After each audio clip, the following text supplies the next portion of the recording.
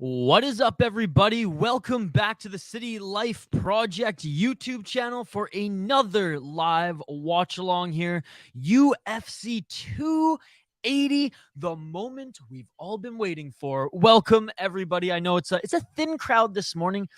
It's freaking early on the West Coast. It's even freaking early here in the Midwest, so no beer. Plenty of that last night. Shout out to the hams. Felt really Midwestern last night. Shit, feel really Midwestern right now. Sporting the North Stars sweater. But cheers to everybody. Hope you have a nice cup of coffee. And I hope you are excited and ready for this unbelievable event today. Now, again, full disclosure, I just moved. So I'm still trying to find, the right spot to do these streams. Eventually, I'm going to have my little office set up, and I'll have my desk, little bonsai tree back on the desk, etc. So when all that happens, it will be a more, how do I put this, aesthetically pleasing stream on the eyes. If you folks want me to bring up the stats a little bit bigger, I can totally do that. So just let me know. Just let me know. So again, full disclosure, if you're new to the channel, welcome. We do watch alongs at least twice a week, sometimes even more. Like this is our third this week. Shout out One Championship. Had a great pretty much day and evening of fights yesterday. But if you're new to the channel, just know we're usually a little bit more professional. We usually have the nice office setup, and shit. We usually go 6 to 7 hours for these huge UFC streams. So welcome everybody. It's a comment-driven live stream. We do have a contest tonight. Shout out Grave Digger, who won our contest last night. All you have to do to enter the contest is like the video and drop a comment in the live chat. It's as easy as that. What up, Payne? How's it going, buddy? I definitely didn't pass out during the Muay Thai championship fight last night. You see the Kraken beat Colorado. Good. That shit beautiful than a motherfucker. I'm happy. Loved that intro, bro. Thanks, dude. Does Isha have his desk? Not quite. This is a foot cushion in the living room. One of the living rooms of the houses that I'm at. But check it out. Signed Ovechkin jersey behind me. Oh, damn. It's a hockey house. But again, yeah, full disclosure, for those who are new to the channel, welcome. Like the video. Drop a comment in the live chat for a chance to win some prizes. If we get to 50 likes on the video, we'll give away some prizes. We'll choose someone in the live chat. It's as simple as that. I woke up singing "Oh Canada, You Don't Know How Happy I Am." Been waiting for this day since I was in the hospital with my broken tibia.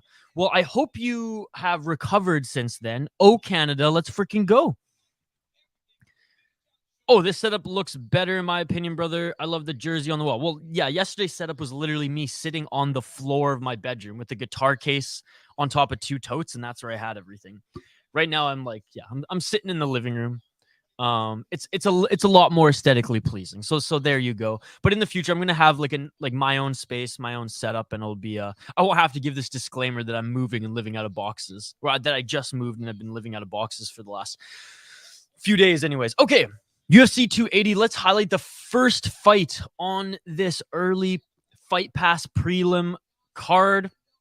If by the way, again, I just moved to the United States, so just the whole process to watch UFC is a little bit different in Canada and the States. So before we highlight the fighters, because they're still doing their intros on the broadcast right now, as soon as they start walking out, we'll do our intro, we'll do our prediction. Keep the comments coming though, just like Payne. It's comment-driven live stream. I love hanging out with you guys. I love interacting. But just a little note for those in Canada. Obviously the Fight Pass prelims are the Fight Pass prelims. They're on Fight Pass. But then in Canada, to watch the rest, to watch the actual prelims or any fight night, you have to subscribe to TSN or have your TSN, which is Canada's ESPN, essentially. And then you can actually buy the pay-per-view through Fight Pass, which I thought was pretty easy.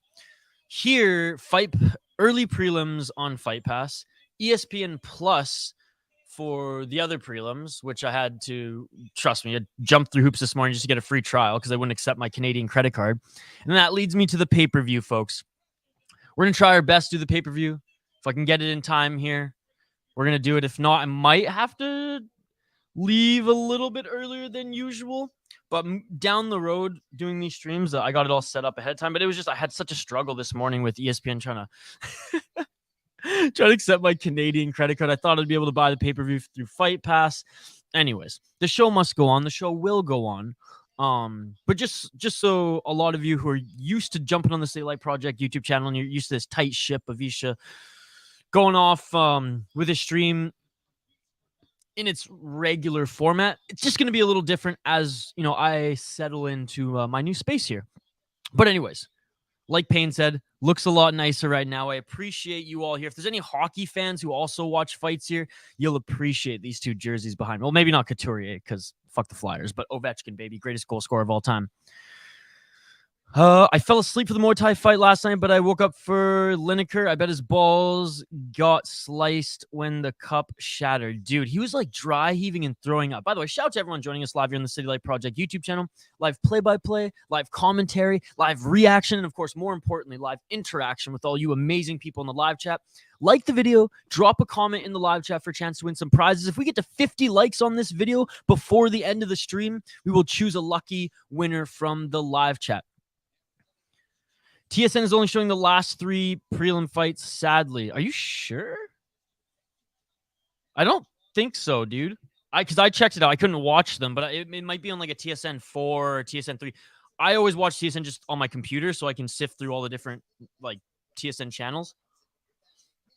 All right. The first fight of UFC 280 is upon us, folks. The broadcast is doing a little intro for them. The women are about to walk out. So this is what we do on these streams. If you're new to the channel, again, welcome. Our fight community, our chat is, it's a little thin today. It's just Payne and I, which is, hey, no complaints. But I just want to say, for those new who are joining, those who are just passing by, sometimes our live chat is absolutely buzzing. Hundreds of people, like in one championship yesterday, like in some past UFC events. I think UFC Paris was absolutely insane too. So we don't just stream UFC events here on this channel. As you go and check out our videos, LFA, one championship. We haven't done Ryzen yet because the time change is just a little crazy. What else have we done? Bare Knuckle FC, Bellator, BFL, Cage Warriors. I mean, we want to pump the smaller promotions, and I'm just a fight junkie, so I don't care if it's a big event in UFC. If there's a fight, if I'm going to watch it, and I have the means to stream and hang out with you guys, that's what we're going to do. All right, let's highlight both of these 2 fighters here. As Carol Rosa makes her walk to the octagon. Carol Rosa out of Brazil, 27 years old, 15 wins, 4 losses. What's up, Joe? 4 KO, TKO, 2 submission, 9 decision. Her last loss was to Sarah McMahon, but before then, she went on a hell of a win streak. 2, 4, 6 fight win streak before losing to Sarah McMahon. So, and Sarah McMahon, that's oh yeah, okay, that was on the Blades vs. Dawkins card. Yeah, and Sarah McMahon, that's no slouch. She lost unanimous decision. She didn't get knocked out or anything like that. So, solid fighter. Carl Rosa. And that entire win streak, by the way, has been in the UFC. Before then, she was riding a 2-fight win streak before signing with the UFC, Future FC, and MMA Brutus. Solid career, though, thus far. Wow, 15-4 and a solid UFC performance at 135. Looking at her opponent, Lena Landsberg, the elbow queen. And this is typical UFC. Feed the younger, on the rise fighter in the division to the elder who's fucking 40 years old, 10 wins, 6 losses. No disrespect to Lena Landsberg. The elbow queen is nasty with her strikes. And I'll get right back to the comments in a second here, folks. But let's be honest. She's on a downward trajectory in her career. 2-fight losing streak in the UFC to Sarah McMahon as well, funny enough. Before then, she beat Tanya Evinger and Macy Chiasson. So beating Macy Chiasson, I mean, that's a pretty damn good win.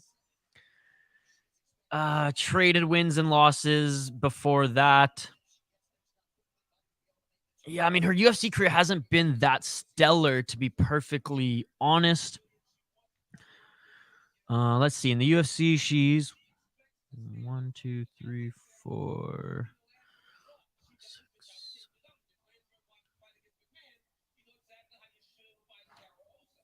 So she's 4-5 in the UFC. So I have to imagine Lena retires tonight, or the UFC cuts her if she loses this fight. 4 KO, TKO, 0 submissions, 6 decisions is the elbow queen. What do you folks think? Oh, what's up? Cheers to my beautiful mother commenting on the nice mug. Tina, thank you for joining. Mom, settling in Minnesota very nicely here. It's the temporary setup. I'm just sitting in the living room. But, I mean, you got Ovechkin, a signed Ovechkin jersey behind you. Can't complain. Belal by decision. Fiorot round 2 sub. Gamrot by decision. Sugar by decision. or Yan by leg kick KO? That's actually a good point. Yan's got some nasty leg kicks, and O'Malley's got those tiny legs. Sugar by decision or Yen by leg kick KO. TJ round 4 TKO. Charles round 2 sub. That's a good question. Let me see. Yeah, that one's signed too. My roommate's a huge Flyer, despite growing up in Minnesota, a huge Flyers fan and a huge Ovechkin fan, obviously. And that's the best Capitals jersey that ever came out with that, like, with the eagle. So sick. All right, let me know your predictions for this first fight here. I saw Payne's predictions for the entire card. I just noted that, Payne. So if we need some things to talk about between the fights and stuff like that, I'll bring your comment back up on screen so we can talk about your predictions. What are your predictions for this fight? It is sick. You know what? Joe is just here. He's leaving to work. He's doing the morning shift at the bar he works at. I guess there's like a brunch special there. But yeah, one of these days, Joe will jump on the stream too. He probably won't be like super vocal or anything, but like if we're chilling here, he'll probably be on the couch as we watch fights down the road because I need to use his credit card to watch the next UFC pay-per-view. Don't mind me, Joe, as I just take over your basement. So sick indeed. I mean, it's the state of hockey. It's half the reason I moved here because there's so many unbelievable hockey fans out here. Payne's got Rosa round 2 finish. I like how specific you are. Who am I going to choose? Who am I going to choose? Who's the favorite, Payne? Who's the favorite? I guess I could also look that up. Let me see. Dun, dun, dun, dun, dun, dun, dun. I'm just checking out to see who the favorite is right now. Rosa, the moderate favorite, minus 330, not surprised. Lena Landsberg, plus 260. You know what? I know she's 40. But I'm rooting for elbow TKO finish. Let's go, locking it in, Landsberg. I am picking with my heart, not my brain here, ladies and gentlemen. Like the video, by the way, folks. Drop a comment in the live chat for a chance to win some prizes. Round 1. Let's get it on. Let's get it on. Yeah, check on your PC. I'm sure you can find it. Oh, these first 3 fights are on Fight Pass. That's why. And then all the other ones are on TSN until the main event. Attaboy, Payne, you're a beauty. I got Gordon in the next fight, plus 850 Canadian. Yes, he's the huge underdog, but obviously we're rooting Canadian here. All right, live play-by-play, live commentary, live reaction, live interaction. Keep the comments coming. I'm going to focus a little bit on this fight here, but I will jump right back into the comments if you guys start peppering the live chat. Nice right hand by Landsberg, and it knocked Rosa down. That's what I'm talking about. Landsberg tagged her, straight punch right to the nose, and there we go. A left-right 1-2 combo. The broadcast, Landsberg's got that mom strength. Oh, and here comes Rosa. A 1-2 clinch. And Rosa's going to try to probably take this to the ground. Payne, yeah, I should have dropped some money on Gordon, to be honest. UFC 280 in Abu Dhabi. A morning card here. Usually we have fight night cards that are a little earlier, but we got UFC 280 at Abu Dhabi here. So excited to have you folks along for the ride. Like play-by-play, live commentary, live reaction, live interaction. Like the video, drop a comment in the live chat for a chance to win some prizes. As soon as we hit 50 likes on the video, we'll choose a winner from the live chat, and we'll give you some City Life Project merchandise. So Rosa now reverses and has Lance as dominant position. Landsberg pinned up against the cage. I was tempted to throw money on him, but nah. Just stick with my 4-pick parlay. Yeah, it's a good 4-pick parlay, and again, plus 850. Those are insane odds, and they're like that for a reason. Let's just say I love the Canadian, but he's not as experienced as his opponent. Still in the clinch here. 2 minutes and 43 seconds left in the first round.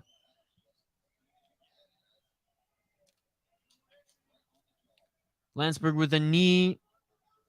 And Landsberg goes for the takedown, but gets on the bottom, unfortunately. Went for the judo throw and fell on the bottom. 2 minutes and 25 seconds left in this first round. Rosa in top position now. Modified half guard mount. Trying to get some ground and pound is Rosa, but Landsberg doing a good job of tying up her hands. And here we go. Posturing up in that modified half guard is Rosa. But again, Landsberg doing a good job of not allowing her to hit her with anything as she's grabbed her right arm there. And yeah, Rosa really struggling to get anything. There's one elbow. A couple soft punches to the body. But yeah, Rosa's... There we go. There's a nice hook from the top.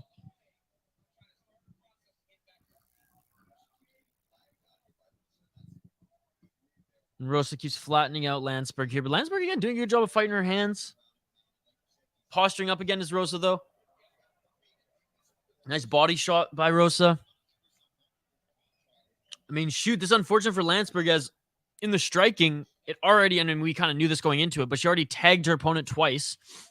One actually, I think, like, turned the lights off for a second. The other one, you could tell, just kind of busted up her nose. So good plan by Rosa, realizing, okay, I don't want to strike with this woman. At least right now, I want to win this round. Let's try to at least clinch up. Unfortunately for Landsberg is the one who actually went for the takedown and ended up landing on bottom position. So just an unfortunate round for Landsberg, who probably could have come out of it on top if she didn't go for that takedown or was just patient enough just to throw some shots in the clinch and then have the ref separate them, go back to the center of the octagon and start just throwing down again. First fight on the card is between ranked fighters. Yes, it is. In the bantam, what is this? The bantamweight women's division, though. So if anything, you want to start putting higher level and ranked women fighters on prelims and even on early prelims so that we can appreciate them more. Because I feel like when people just dog on them in the main events and even in fight night main events and on pay-per-views, and some deservingly so, like, why was Belal's not on the, and I get it, you want some diversity, but at the end of the day, talent, excitement, entertainment should reign supreme. Shout out to everyone joining us live here on the City Light Project YouTube channel. That's the end of the first round. Live commentary, live play-by-play, live reaction, of course, live interaction with all you amazing people in the live chat here. Like the video and drop a comment in the live chat for a chance to win some prizes. That's all you have to do to enter our giveaway. Check back in at the end of the stream. If we hit... Commentary taking a break on this fight? Or... if we get 50 likes on the video, we will give away some prizes. Such a stat card indeed. The main card, my first time buying a pay-per-view and knowing my luck, I'm going to get scammed from my money. You're not going to get scammed. In Canada, if you have Fight Pass Pain, because that's how you can buy it, it's actually a little bit cheaper. In the States here, it's $10 more plus USD. So for me as a Canadian, I think I was always walking away paying like $64 in Canada, $65 for the pay-per-view. Here it's going to be at least $100. Darren, what's going on? Darren, thank you so much for joining, buddy. Darren, did you end up watching any One Championship yesterday? Commentary taking a break on this fight, or are you talking about me? Nah, man, we're in it. We're commentating, buddy. All right, second round. Let's get it all.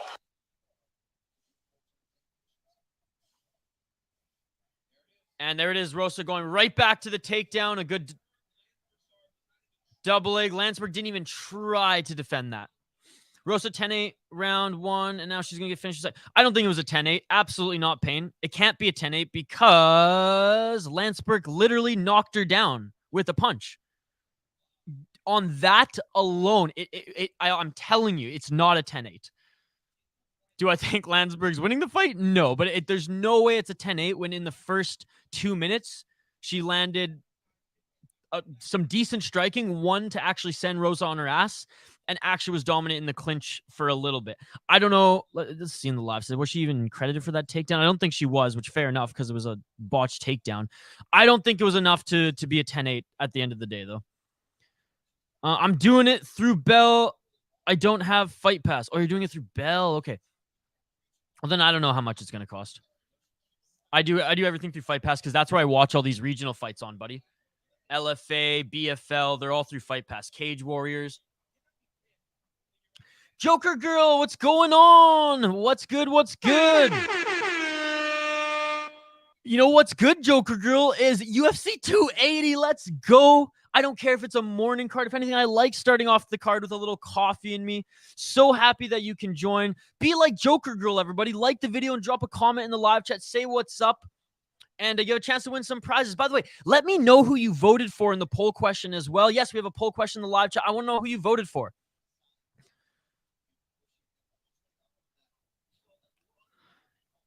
It costs $64.99 like regularly. Okay, that's not bad. Didn't check out one championship. Did something crazy happen? Oh, dude. In the main event, one guy got kneed so hard in the balls, his cup shattered. He started dry heaving, and it was a no contest. Other than that, one championship 162 is tremendous. A Canadian won the kickboxing belt. And overall, one on Amazon Prime was unbelievable as well. Joker Girl is a real one. 2 minutes and 28 seconds left in this second round, folks. My apologies for not giving, some focused play-by-play on it, but it's pretty, I don't want to say boring out of disrespect, but Rosa was just kind of laying on top of Landsberg, throwing a little ground and pound there. Rosa back on her feet. She going to invite Landsberg back to her feet? Probably not. She's probably looking for that chance to get right back into her guard. But if you're Landsberg, you got to spike back up to your feet and do what gave you some success early in this first round. By the way, shout out to everybody who's joining us live here on the City Life Project YouTube channel. We do a minimum of 2 fight companions every single week, sometimes 3. This is our 3rd of the week. We did both the one championship streams yesterday. Now we're here for UFC 280, baby. So like the video, drop a comment in the live chat for a chance to win some prizes. Oh, Rosa just kicked Landsberg and she was down. Knee? Was that a strike to a ground opponent at 1 minute and 37 seconds? Let me know in the live chat. His cup shattered and cut his balls open. Well, I don't know if his balls were cut open, but I know his cup was shattered. Oh, knee to the face. Yup. Rosa just hit Landsberg with an illegal strike.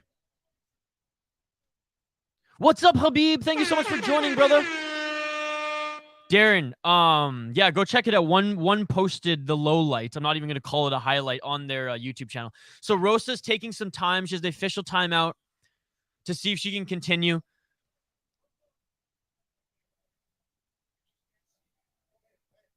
If Rosa does continue, or sorry, if Landsberg does continue, she's getting checked out by the doctor right now. If Landsberg does continue, then obviously Rosa's going to be penalized, point taken away, and then maybe we have a fight again. Because right now, definitely Rosa is up on the judges' scorecards. Landsberg, I mean, she's tough as nails, though. She ain't no Diego Sanchez. She ain't no Aljamain Sterling. Rosa or Landsberg, you have my fucking respect. That shit beautiful than a motherfucker. At a girl, at a woman. This is incredible. You get kneed in the face. You're losing the fight and you don't take the easy way out. He got a free... Thank you for spelling it wrong, by the way. We're back at it, folks. Let's get it on. Aloha from Hawaii, says Ron. Aloha, Ron, from Minnesota. Penalized. Oh, that might be comment of the night. And we just started. Penalized. You guys are so funny. Oh, making me laugh already this morning. I love it. By the way, shout out to all of you viewing us live here on the City Life Project YouTube channel. You all are amazing. Like the video. Drop a comment in the live chat for a chance to win some prizes. Thank you, brother. Thank you. I just moved, so I'm still kind of living out of boxes. This is the living room. I'm gonna set up my office soon, and I'll have the bonsai tree back on the desk. Don't you worry. But I appreciate it, brother. Signed Ovechkin and Couturier jersey. Oops, signed Ovechkin and Couturier jersey behind me. One championship. Next promotion is till November 18th, which sucks, but can't wait. Is that the next one championship one? Because I know they stream all of their events on YouTube as well. So, Payne, go check it out. They might do a Singapore-based promotion or a Singapore-based event on YouTube. So if you're willing to get up a little early, even just to watch the main event, they stream it all for free on YouTube. That's where we streamed the 162 event yesterday. Round 2, 20 seconds left. As soon as the fight started, Rosa took Landsberg back to the ground, folks. Again, if you want me to do a little bit more just focus play-by-play, I 100% can. I'm just going to kind of interact with the chat and do a little hybrid if the fight's not super, super engaging, which it isn't right now. And oh, what the hell was that? Hossa went in for kind of an Imanari roll into the guard of Landsberg to attack the heel with 5 seconds left. I mean, it was fancy, but not effective. I mean, the Prime promotion. Yeah, so the next one on Prime Video 4, and I believe they have a deal for 6, and I hope they renew it because it truly is tremendous. Despite Casey O'Neill fucking dogging on 1 yesterday. Like, come on, Casey O'Neill. Yeah, she was going ham on Twitter. I love 1. I love Muay Thai. I love kickboxing. I love jiu-jitsu. And the offensive submission grappling, like the rules they have, it's so much different than what the international, what is it? IJ or IHBJJ or whatever that, that big tournament is, an ADCC. ADCC I watch more because it's easier to watch. There's more streams available for that. The rule set in 1 for their submission grappling is so much better. So much better. Damn, Rosa ain't get the second round finish. Well, and she didn't win the second round too. I imagine she got a point taken away for that illegal shot too. So maybe it was a tie. Khabib says it's 1-1. I don't know. This is a weird one to call. She did get a point taken away, though, I imagine, for that head kick.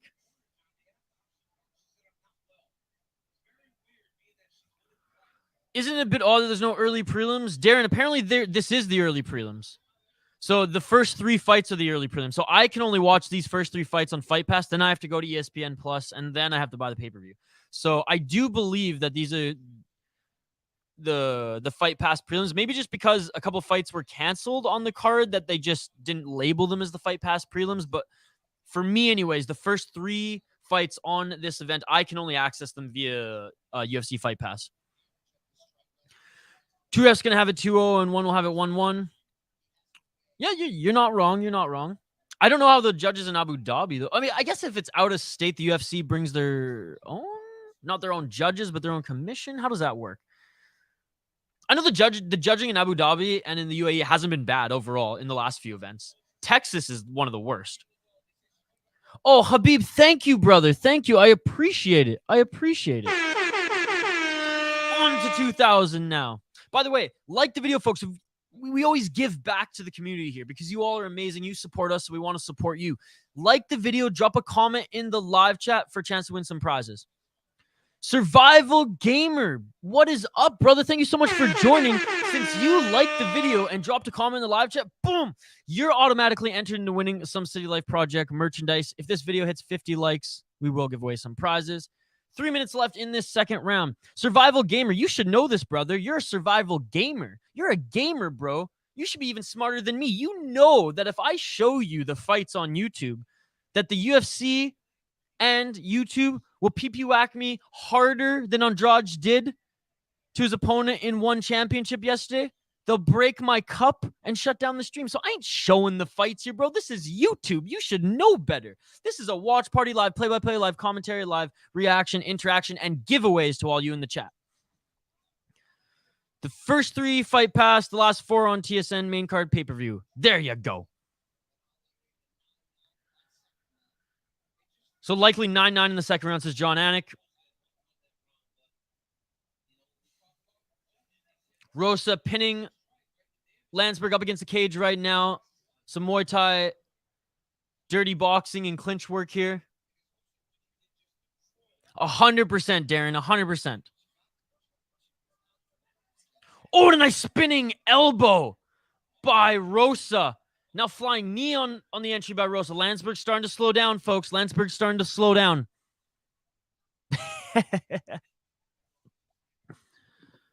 Why'd you not record last Saturday with Alexa? I was moving, buddy. I was literally driving from Vancouver Island to Minnesota. So it was a 3-day drive. I left Friday. So Friday, Saturday, Sunday, I was on the road, brother. And also, actually, I rewatched it. It was a pretty good card. But yeah, I wasn't here. So I tried to make up for it with one championship yesterday. And here we are for UFC today. I was moving. I was driving, quite literally. 1 minute, 34 seconds left in this third and final round of the opening fight here on UFC 280 Abu Dhabi. Oh, and a nice right elbow by Rosa. Hey, credit to Rosa. She's doing good here against the veteran, and Landsberg's really starting to slow down. Where Landsberg had the advantage in the striking early in the fight, Rosa now is taking advantage of a tired Landsberg and is just piecing her up against the cage. Elbows, dirty boxing, overhand rights. Not the most crisp and clean combos by Rosa. 57 seconds left. We're in the final minute of this third round in this first fight. Nice. You're at your grandma's? That's cool, buddy. Good family dinner last weekend. By the way, you are all amazing. Keep the comments coming. It's a comment-driven live stream. And every time you comment, or sorry, if you comment, not every time. If you comment, you're automatically entered into winning some prizes. Our giveaway, all you have to do to enter is like the video and drop a comment in the live chat. If we get to 50 likes, we're giving away some prizes. What is up? Our newest member of the community, Hi Dill. What's going on, Hi Dill? It's started right now, bro. Live on UFC Fight Pass for the Fight Pass prelims, the first 3 fights. And then it moves to ESPN Plus or TSN, and then it moves to pay-per-view.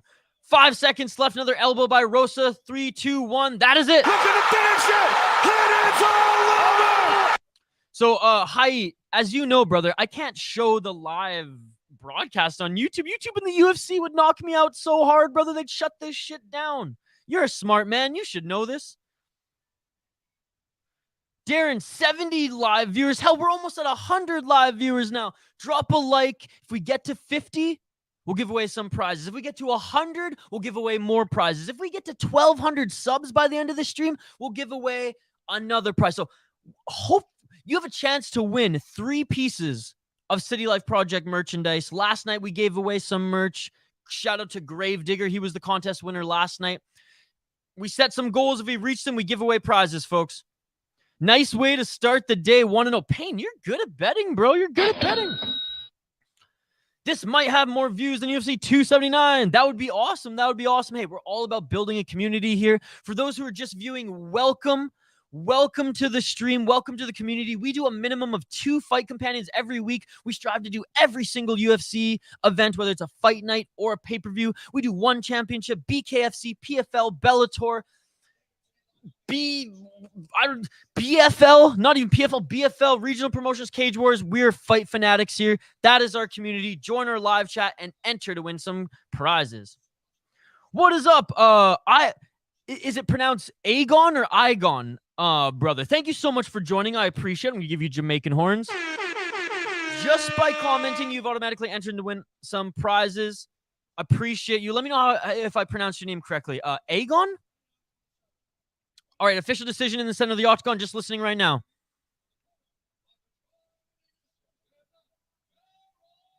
Yeah. And Rosa wins this one. Not surprised, motherfuckers. Let's take a quick look at the stats here. So 183 strikes thrown by Rosa. 157 landed. 46 significant. 26 to the head. 10 to the body. 10 to the legs. 3 for 6 on the takedown and 9 minutes of control time. Looking at her opponent, Landsberg, 108 shots thrown, 69 landed, 31 significant, 1 knockdown, 13 to the body, 2 to the legs, only 2 minutes and 48 seconds of control time. So fair decision. She got kicked in the head too. She came, you know what? Credit to Landsberg, 40 years old, got kicked in the head and still came back. And still came back in that fight to fight that fight. Shout out to everyone viewing, by the way. You all are amazing. Like the video, drop a comment in the live chat for a chance to win some prizes. I agree, sir. Best card of 2022, hands down. Well, on paper, let's see how it plays out. If Rosa somehow loses, then judges worse than Silva fight yesterday. That was horrendous in one championship. Horrendous. Geez, Khabib, I see you. I just ate a grilled cheese sandwich. Man, I could go for a grilled cheese sandwich right now. I just had a half an avocado and some eggs. Ooh, I had ramen for lunch yesterday. I always like making some ramen with like some tofu in there, some broccoli, garlic. How are they going to top this card? Usually they finish the year with a stat card. That's true, man. I think they're trying to finish the year. I think in December, it's either December or January. They're going to, so obviously January would be 2023, so it wouldn't be the year. But if they do go to Australia, do they go to Australia in December or January, chat? That will be a huge card too, with the Aussie heavy presence. But you're right. This is kind of their end of the year stat card.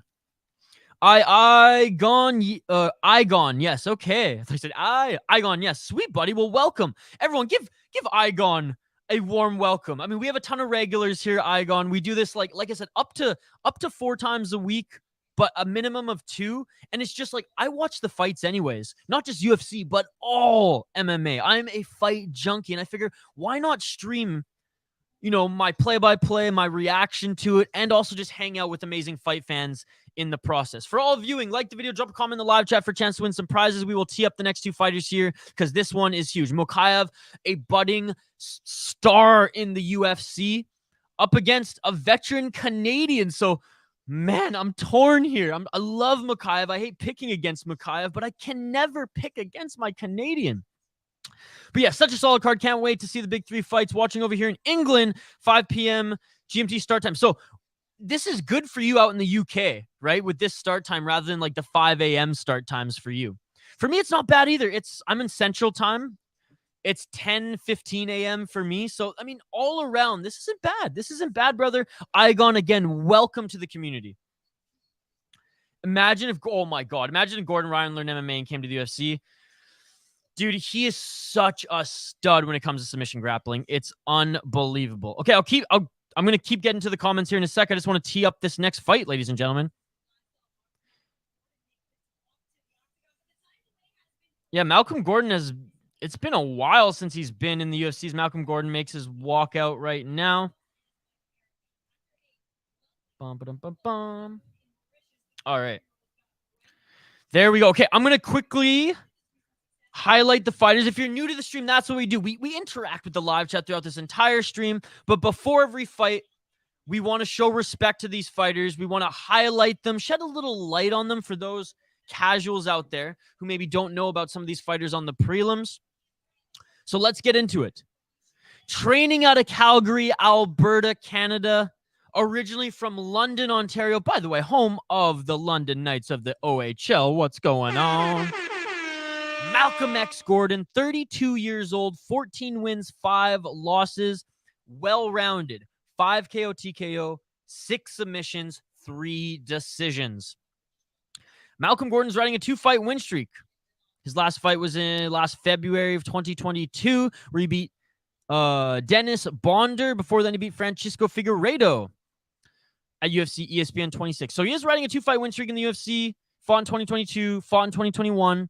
Before then, lost to Sumit Ajari and Amir Albazi in the UFC. So he's 2-2 in the UFC. He lost his first 2 fights, won his second 2, but he's a veteran of the game. He's fought in TKO MMA, he's fought in WXC, he's fought in Prodigy, Bellator. Yes, Bellator back in 2014. We actually won in Bellator 119 against Chris Kilades. His opponent, though. And this is less of the UFC feeding a veteran to a young guy than we saw in the last fight because he's 32 years old. He's in his athletic prime. He's only 4 fights into the UFC and he's 2-2. I feel like this is less of propping Makhachev up and more of, all right, here's your next challenge because this guy is a legitimate step up in competition. Let's look at Makhachev. And again, I'll get right back to your comments, folks. I see that they're coming. I will get back to them in a moment. Muhammad Makhachev, the Punisher, out of Manchester, England, 22 years old. Such a young stud. 8 wins, 0 losses, 2 KO, TKO, 3 submissions, 3 decisions, 1 no contest. He put his resume together primarily in Brave CF, and he's won his last 2 UFC fights. A quick work of Cody Durden and a unanimous decision against Charles Johnson at UFC Fight Night 208, Blades versus Aspinall. a ton of fights on the regional scene too. I mean, this guy is a decorated amateur fighter. How many amateur fights does he have? 2, 4.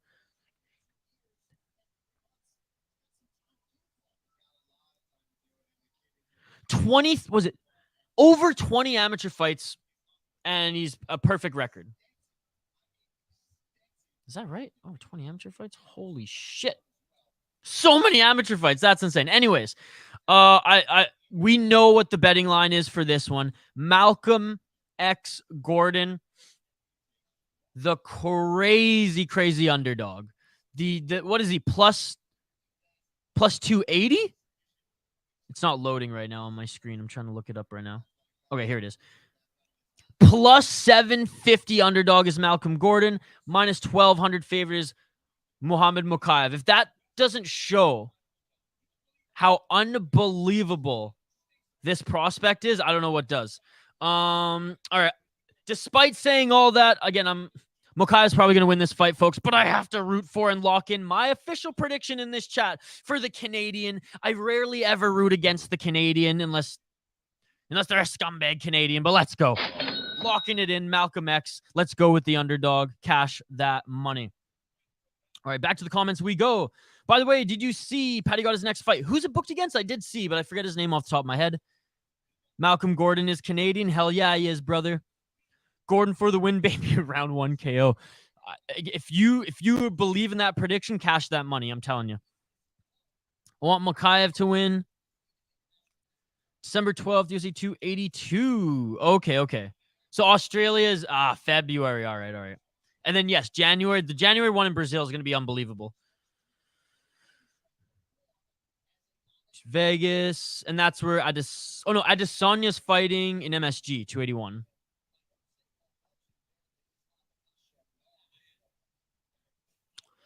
At UFC 284, Edwards versus Usman 3, Hamza versus Colby. Oh, man. Chimaev Colby. Are we going to open that can of worms again right now?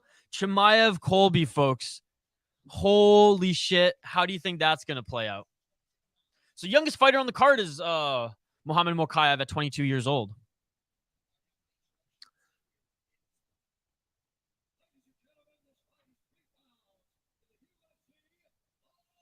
Canada versus England. Yeah, I know who Aegon's rooting for in this one. But let me tell you, Aegon, this is not an even matchup. But I mean, it's MMA, so anything can happen, and I don't want to disrespect my boy from Calgary, Malcolm Gordon.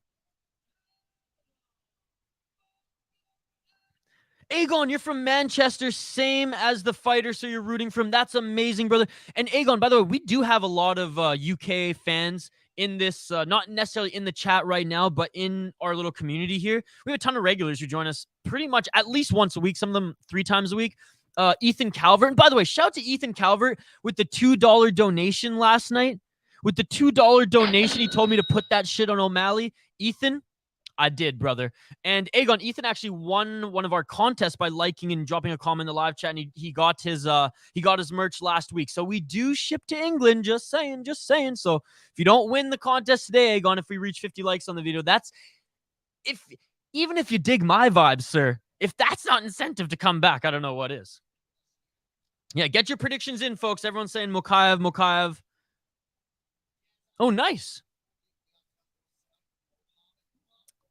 Gordon gives Marco's first loss. I agree.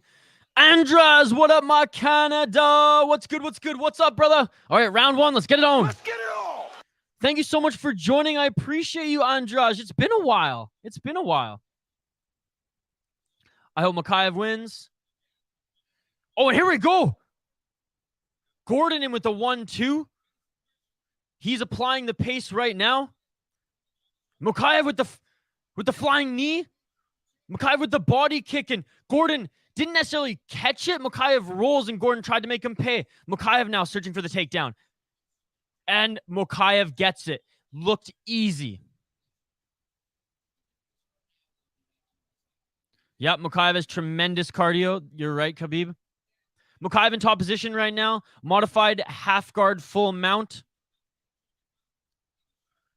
Gordon doing a good job of at least singling out one of his arms, whether it's the left arm that's trapped or the right, but Makhachev is doing damage now, and he's laying down elbows from that side position. Aswandi, what's going on, brother? Thank you so much for joining.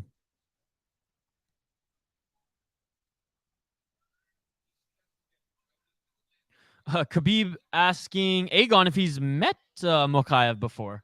3 minutes and 42 seconds left. Makhachev still in top position. Makhachev, he almost had a Darce choke. But right back to his feet is Gordon. And Gordon now gets the takedown in the reversal. Some good grappling right now. Some scrambles. And Makhachev scrambles back to his feet and gets the guillotine. Makhachev has a guillotine. And out of it is Gordon. Gordon's doing a great job of scrambling right now against Makhachev. This is some high-level grappling. I'm guessing you're asking me to watch the fight. I can't show the fights on YouTube, brother. This is YouTube. Use your brain. You should know better. Starting with some fast pace indeed. All right, I'm caught up on the comments. You guys are amazing. Keep the comments coming. It's a big city, Khabib. Yeah, it's like, dude, it's like when people are like, oh, you're from Canada? Do you know this person? It's like, bro. Or you're from Vancouver? Do you know this person? Hey, there you go, though. There you go. That's pretty cool. I really want to go to the UK soon. I want to go to a Cage Warriors event there, or if Bellator goes back to the UK, I would love to go see an event there as well. UFC, I mean, that's a given, but I don't think they're going back for a little while. At least a year. Hey, there you go. Payne's a soccer fan. So in the full guard of Gordon right now is Makhachev, leaning him up against the fence. 2 minutes and 8 seconds left in this first round. Liverpool over Manchester. I appreciate football. I appreciate soccer. Don't get me wrong. I'm just not a hardcore. I'll watch it if it's on. I don't really even have a team. MLS, I guess the Vancouver Whitecaps, but I mean, Premier League fans, they just spit on the MLS. I'm just hyped on Makhachev, as you should be. He's doing a great job in this first round. Oh, it looks like he's searching for a Kimura. Okay, now back to modify, or now side control. Side control. Gordon doing a good job just holding him close to try to evade any ground and pound. Liverpool just lost the bottom of the tables. Ayo! Hey, that shit beautiful than a motherfucking. I love this. See, Aegon, welcome to the chat, buddy. We're just a great fight community here, sports community, and we just love watching these fights together, like if we were at a pub, like if we were, sitting on the couch. Welcome, Aegon. This is awesome. We have a new regular. I'm sensing Aegon's going to be a new regular on the channel, folks. I just like the hype of Makhachev. Absolutely, brother. Absolutely. Khabib, are you rooting for Islam Makhachev, Khabib's disciple in the main event?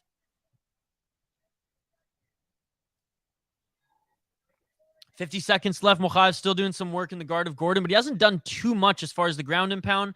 Great scrambles by both these fighters. Some high-level grappling was on display early in this fight. 30 seconds left in this first round. Makhachev doing a good job to creep up higher and higher into the guard of Gordon to try to get that mount, but Gordon doing a good job to use his fence as the advantage now, kind of posturing up back against it, but the control time for Makhachev is mounting 3 minutes and 42 seconds. Joker girl, I wish I could. I just made some avocado, or I had some avocado with some lime juice and salt. I had two poached, or sunny, not quite sunny side up, but like poached eggs. And a little parsley as some garnish. I made myself a nice breakfast there. Joker girl, if I was there, I'd make you an omelet, girl. No, I want Oliveira to win. Attaboy, Khabib. That's why we're friends, brother. That's why we're friends. Let's go. The champion has a name, and his name is Charles Oliveira. I'm going to say the same thing I've been saying. After Oliveira wins, Khabib is going to unretire. Man, I would love to see it. I just disagree. I just disagree because he's a very religious man, and he's a very loyal to his family. Like in that culture, and especially in Islam, if you make a promise, you keep it, especially to your family. It's almost like a thing of honor, right? It's almost like your higher power will judge you for it if you dishonor and go against, so it's culturally, it's very, very important to him. So that's why pain. And I only know this because, my family's Persian, not necessarily Muslim, but I just know how important that family and especially your word to your family is in those cultures. Round 2. Let's get it on!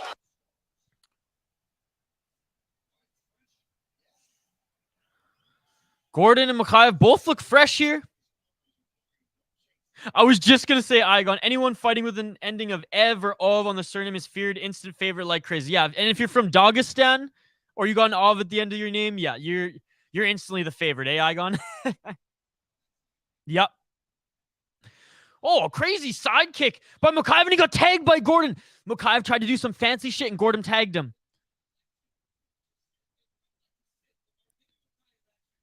And then Makhachev went for the takedown. The broadcast saying is that Gordon just like submitted and sat down. I think Makhachev actually pulled him, kind of just like pulled his ass out from under him, and he just fell to the ground.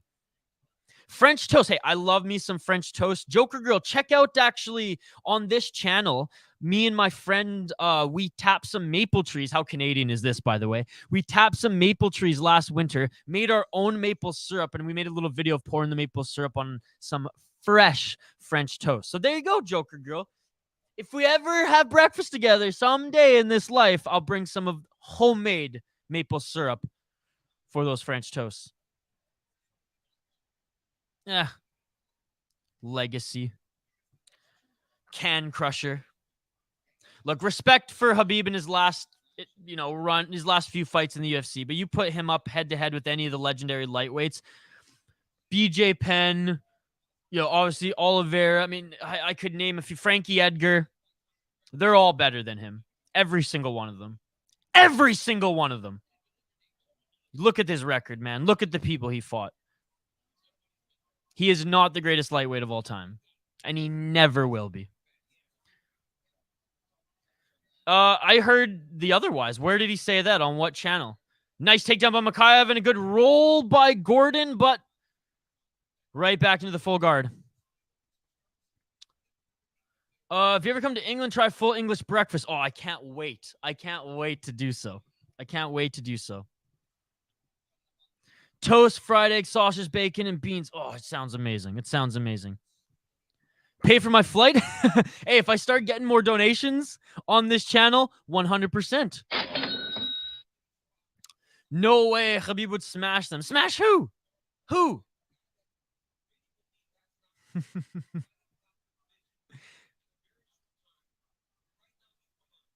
Makhachev still on top position. And again, I don't want to make this like the dogging Khabib. I just say, like, I've done my research. I've put his record up and the people he's fought up against the rest of the lightweight legends. Every other lightweight in the UFC. Oh, Darce choke attempt. Good job by rolling by Gordon. Every other lightweight in the UFC has fought in harder opponents than Khabib as a whole in volume. MMA Zone, Take what MMA Zone says with a grain of salt. When like the official and real journalists are saying that he's not coming out of retirement, that's what I believe. We're not talking about Sean O'Malley yet.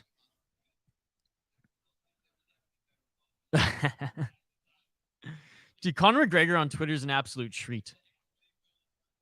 Keep the comments coming. You folks are amazing. And here we go. Reversal by Gordon. He's on top position. 1 minute, 13 seconds left in the second round.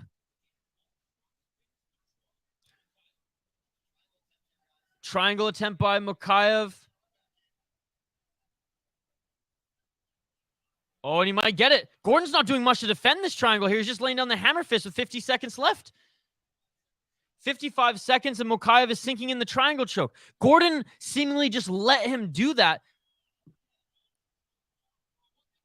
44 seconds left. It's not quite there yet. Maybe Gordon thinks he's not going to get it in this last 30 seconds, so he's just content with getting him up there so he can, content with Makhachev getting his legs up there so they can just get some ground and pound in the meantime, and Makhachev doesn't get it. So there you go.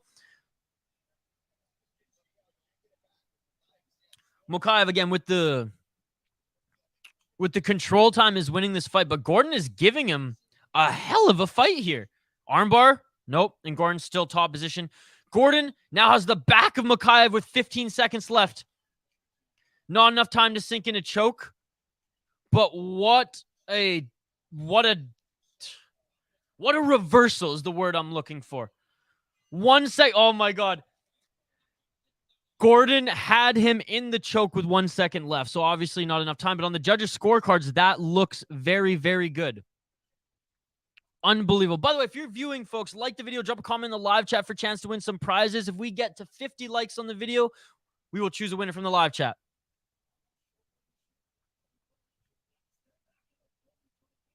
It's hilarious. Yeah, man. Connor is fucking hilarious on Twitter. You know who else is amazing on Twitter? And you all the diehards here know. Borrachina, baby. Oh my goodness, is Paulo Costa an absolute pleasure to follow on Twitter. Like, that guy, the Secret Juice Chad King, is hilarious. Looks like Makhachev decision win by the looks. Hey, there's one more round. There's one more round, Aegon. And you know what? Shout out to the Canadian, the heavy underdog, making this a fight. Making this a fight. Nurmagomedov and Petrosian. Quick double bet for me. Let's go. Andraj, again, welcome back, buddy. It's been a little while. Thank you so much for joining. I appreciate all of you. And by the way, whether we have a winner, whether we hit 50 likes on the video or not, I'm going to give all you a shout out before I hang out the gloves. And boom! Let's get it on! Right away, the third round starts. Gordon goes to swing for a punch, and Makhachev takes him right back to the ground. Makhachev in the full guard of Gordon. Yeah. That's what he does, though. Conor McGregor, he'll tweet and then delete them. But I think I even retweeted that one. McGregor said he would kick Hasbulla 50 yards. Field goal, baby. Let's go. Shout out the NFL. Just kidding, YouTube. We're not wanting to kick humans here.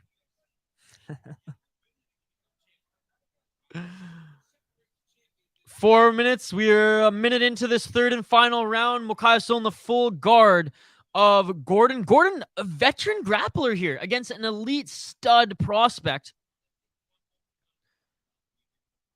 Almost back up to his feet is Gordon. Makhachev with the great pressure, though, trying to drag him back down to the ground. Oh, and Gordon with the reversal slam. Gordon has the back of Makhachev. Oh, my goodness, folks. Gordon has the back of Makhachev. Gordon has the back of Makhachev. He almost slipped up and stayed on. He's going to get the body triangle in. Come on, Gordon. Get the fucking body triangle. Gordon, get the body triangle. Gordon almost slipped off. He has to secure the body triangle. Come on, Gordon. Get that body triangle sunk in so he can't reverse you. Next fight looks close. Aegon, we'll run down the next fight after this one, man, because we got 3 minutes left in this one, and I am 100% invested in it. But I will, like we do before every fight, we'll dive into it, brother. Aaron, what's going on, Aaron? Rooting for the Sugar Show. And Makhachev got out of it. Makhachev got out of it, but Gordon was able to stay on top. I had no idea Gordon was this good of a grappler. This is tremendous. This is tremendous. So Makhachev has a ton of ground control time already from the first and second round, but Gordon is making this his round. Gordon is making this his round. He's slowing down a little bit, trying to pass that guard. This has been such a great fight. We all thought it was going to be just an absolute, either a beating or a quick submission by the prospect. And back up to the feet. Credit to Makhachev. He got out of that. Wow. And now Makhachev's chasing the takedown again. Belal's going to sleep Sean Brady. I don't know. I think that one's going to be a lot more competitive. Big Easy, let me know. When has Belal ever slept anyone? Belal can't, I don't want to say he can't strike. Belal doesn't strike. He doesn't have that knockout power. If anyone's going to, it's either going to be Belal wins unanimous decision or Brady wins via knockout. And right back to the ground is Gordon as Makhachev takes him down and is in top position. Gordon is doing tremendous as the underdog. Tremendous as the underdog. When you come in plus 750 and you put on this performance, because it's not even that he survived this. He's making this hard for Makhachev. Belal's boring, only has one finish. Yeah, some people call him boring. He's a wrestler. Big Easy 100%, brother. And again, shout out to you, Big Easy. I've missed you. It's been like a week or so since we've chatted here, so thank you so much for joining. I appreciate it. Belal wants to move to Abu Dhabi, and Brady could help him. So isn't Belal like from California? Like I know he's like a devout Muslim and everything, but like isn't he from California? Makhachev top position now, has his back. Does he have a choke here? No, he doesn't have a choke. Just a very, he just has the back very, very high. Searching for an armbar. Makhachev is going for an armbar. And tap! Looking to finish it! And it's all over! Makhachev with the submission armbar! No. Oh my God! Holy shit! Makhachev! Mohammed Makhachev! Unbelievable! He had that. He had the top position on the back, and he's going higher, and boom, sinks in that armbar, and there's nothing Gordon could do. My goodness, folks. My goodness.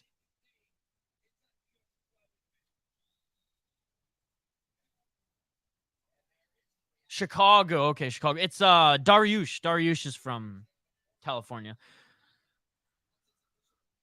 Well, I'm not drinking till Belal.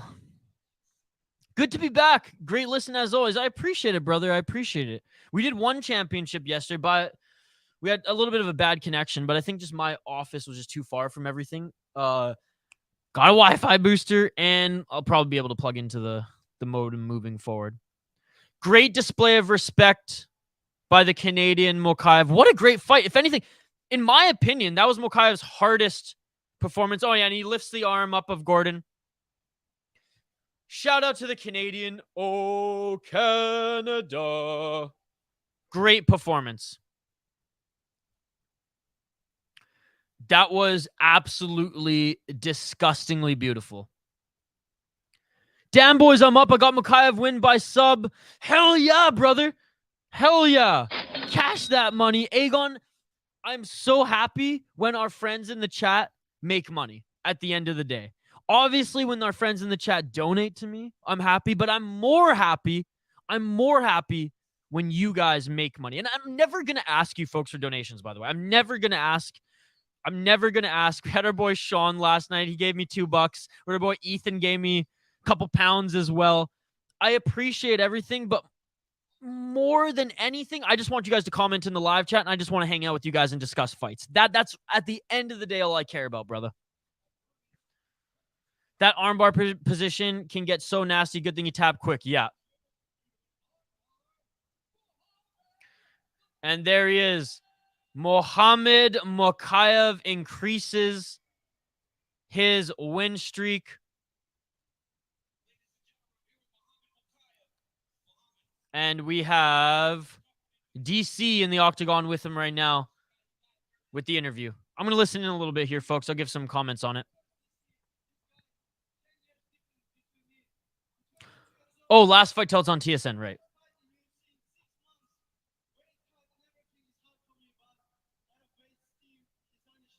Nine 9-0 is Makhachev now. 4 wins by submission in his professional MMA career.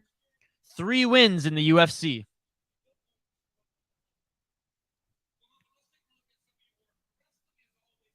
Bum, bum, bum, bum.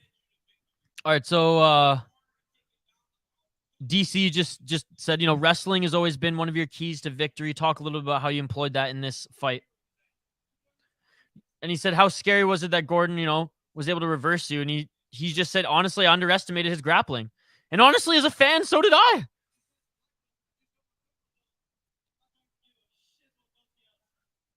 Oh, that's funny. He said, Gordon is a black belt. I'm a purple belt. I don't give a shit what belt color he has.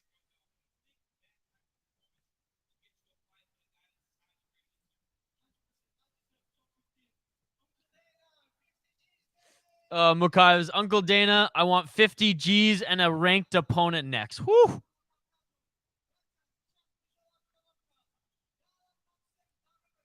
Now he's just giving a shout out in Arabic to the crowd in Abu Dhabi. All right, last fight on the Fight Pass prelims, folks, before we go to ESPN Plus and or TSN if you're in North America for the official prelims of UFC 280. All right, our boy Igon, who's just cashed some money. Shout out to you, Igon. Yeah, that shit beautiful than a motherfucker. He wanted us to preview this next fight and give some thoughts on it. Wow, bold comment for someone who only has 3 fights in the UFC. Yeah, but he's an absolute stud. Let's be honest. Brown belt and karate here. That's awesome, buddy. That's amazing. Shout out to you. Yeah, that shit beautiful than a motherfucker. I did Shaolin Kung Fu as a kid. And into my teens. What was funny though is my instructor, he would give us belts every now and then, but he was so traditional. Like he went and just trained, northern China in like with the monks. So to him, he always laughed and told me, my Sifu, my instructor, he's like, listen, man, belts are to hold up your pants. Belts are to hold up your pants. So I kind of like what Makhachev said there, where like, it doesn't matter as long as you train every day and compete what belt color you are. But hey, having said that, I'm not diminishing anything as far as the ranking systems in martial arts and especially you, Aegon, because that is truly amazing. Karate is so badass. I've been watching that Karate Combat League lately. Oh my God, it's amazing. I just started jiu-jitsu, so I'm still like, if you even call it a white belt, I just show up in like a spare gi and roll. I started jiu-jitsu and I'm really going to start taking it seriously this year now that I'm in Minnesota and can't like do a bunch of workouts outside other than ice skating and playing hockey. So jiu-jitsu is what I'm really going to get into, but I used to do competitive martial arts. I used to do, fight competitions and stuff when I was younger. But again, my instructor, my Sifu, was so non like systems based, where we'd go there, we'd learn how to fight, we learned how to defend ourselves, we got to use cool knives, and then we go to competitions, and it was very much like the Karate Kid. I'd be like, so what are the rules? And he's like, I don't know. I'd go there, I'd punch someone in the nose, I'd get disqualified. Okay, learned can't punch someone in the nose. Trying to get that black belt. Well, we're supporting you, brother. We're supporting you. And hey, if there's anything we can do, if you have any like competitions that are televised or anything like that, hey, or streamed, like let us know. We'll support you here. We support our community, supports each other, Aegon, and we're all martial arts junkies. There's a lot of studs. You have more than 3 fights and haven't got ranked opponents yet. Yes, but think about this, Payne. Sometimes the UFC wants to build up their stars like a Paddy Pimblett, a Sean O'Malley, and not put them against the best of the best. And then they have guys like Makhachev, Chimaev, and even Anderson Silva back in the day. Anderson Silva, in his first UFC fight, fought Chris Lieben, who was a top contender in his division. Right after that, fought for the title, went on his championship reign. 1 UFC win. Now, is Makhachev and Anderson Silva? No. Is Makhachev as decorated as Anderson Silva upon entering the UFC? No. But he has almost as many fights as he did upon entering the UFC, be it amateur and pro in other promotions. So it doesn't happen often, Payne, but he's that good. But see, someone like Paddy, there's no way they're putting Paddy up in the rank for another like 4 or 5 fights because they don't want him to lose. Payne's got Petrosian. Yes, we do. We will highlight both these fighters just in a moment here as they're making their walk out to the octagon. All comes back to motivation, man. Use the anger to motivate you. It's like a Star Wars quote, bro. Let the dark side consume you. Khabib is cleaning his room and watching us. Khabib, you're an absolute beauty. By the way, all 69 of you viewing, you are all amazing. Like the video, drop a comment in the live chat. If you want to win some prizes, if you like the video and drop a comment in the live chat, you're automatically entered into winning some prizes. If we get 50 likes on the video, we will choose someone from the live chat by random, and we'll send you some City Life Project merchandise. We got hoodies, we got beanies and toques, we got sweaters, crew necks, and t-shirts. UFC is very media-based, wouldn't you say? Some fighters can get an experienced fighter from just clout and their social media presence. 100%. It's a business at the end of the day. It's all about that money.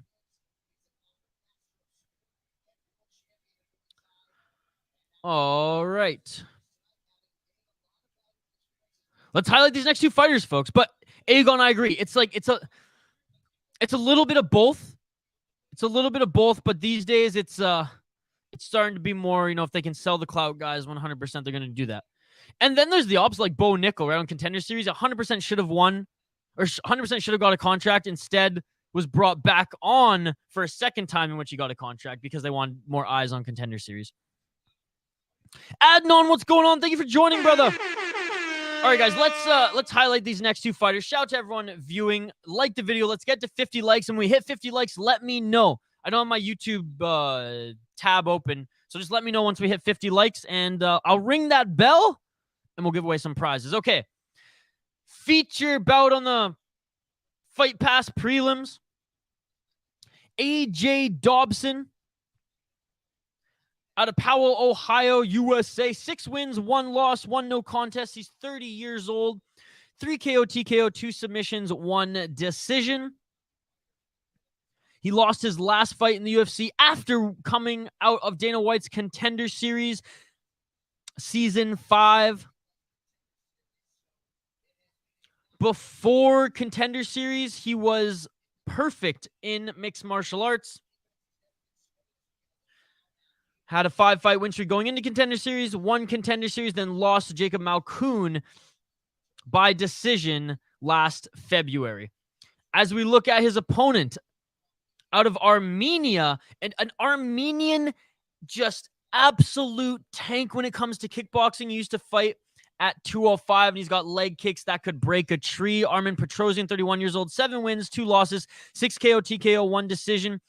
He also lost his last fight to Caio Borralho, who is on this card as well. He beat Gregory Rodriguez at UFC Fight Night 202 in his UFC debut, and he came off of Contender Series as well, beating Katlyn Kolev. He has 1 loss professionally in AMC. Before going on Contender Series, he had 1 win in Colosseum MMA. Let's take a look at the odds here. Petrosian is a slight favorite at -210. Underdog +75 is AJ Dobson. I'm going with Petrosian here. I know he lost his last fight, but the guy is a massive 185er. And I swear, guys, he's got some nasty leg kicks.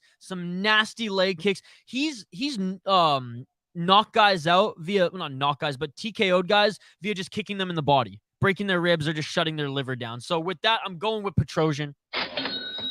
I know Dobson, like Big Easy's going with Dobson. I know Dobson's coming off a loss. He's motivated.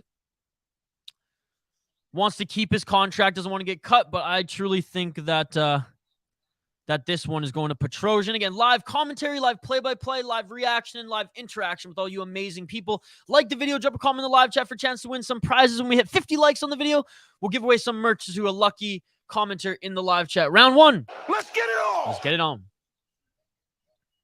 Petrosian already eats a right by Dobson. Petrosian, inside leg kick. Dobson, he knows that's his plan as he went to catch that.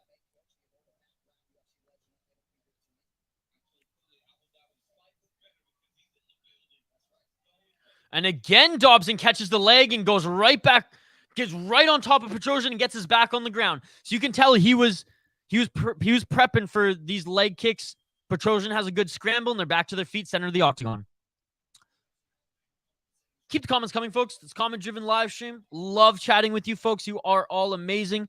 Shout out to Igon, our newest member, our newest friend here on the channel. You're an absolute beauty. I appreciate you joining, brother.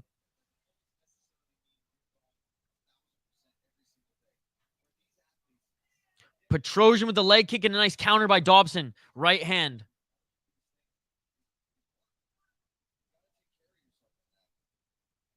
Exchanging some kicks by both of these fighters now. Mark Coleman in the corner of Dobson. That's amazing. Changes with Matt Brown, Mark Coleman. God, Mark Coleman's such a legend. Such a legend.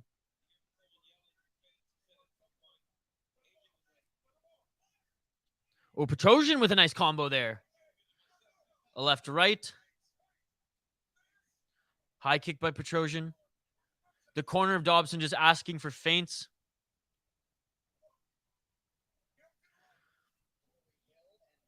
Mark Goddard. He's the ref in this one. No Herb Dean tonight as he was in Malaysia for one championship. Thank fuck. Can't stand Herb Dean. Belal fight come faster. I want to drink. I'm going to an NCAA hockey game tonight, so I'm not drinking until then. I'm seeing the Minnesota Gophers take on North Dakota in the Sioux Gopher rivalry. First time at Mariucci, too. I'm very excited. I've never gone to an NCAA game live, just junior hockey in Canada. Yes, sir, I knew it. No Herb. No That Herb. shit beautiful than a Fuck motherfucker. Herb Dean.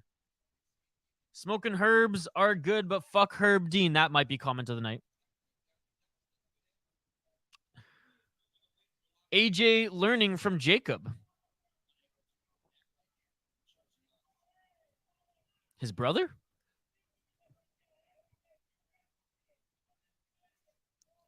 Body kick by Petrosian. 2 minutes left in this first round. A lot of gauging the timing of each other, gauging the range. A little action as Dobson, I think his game plan was catch the kicks and take him down. But now Dobson is kind of just seemingly comfortable to strike with Petrosian. Petrosian went for an overhand. I don't know if it landed cleanly, but it might have just nicked Dobson. Again, like the video, folks. Drop a comment in the live chat for a chance to win some prizes.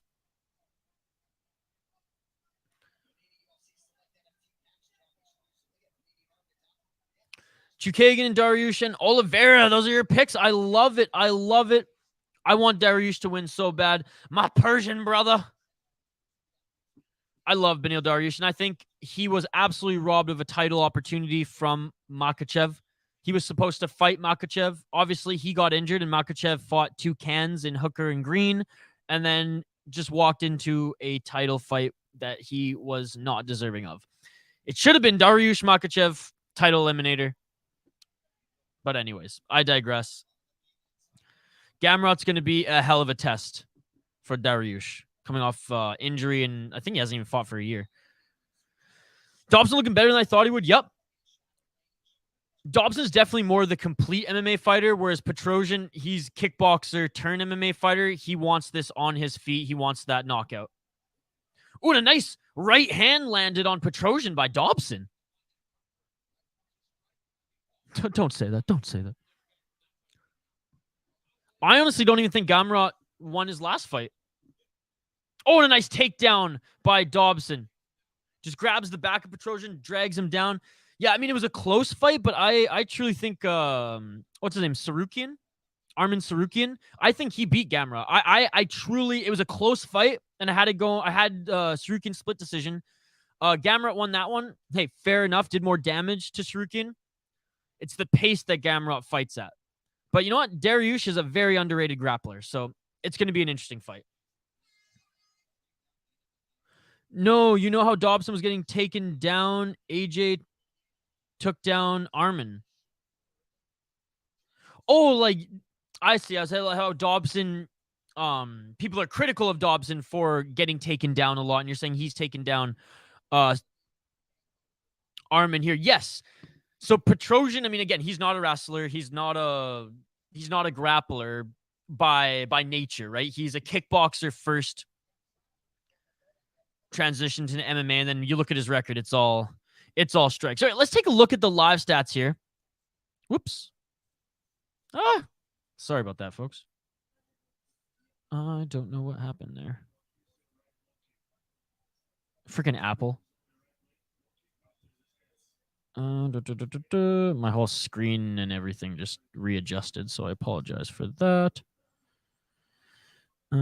There we go.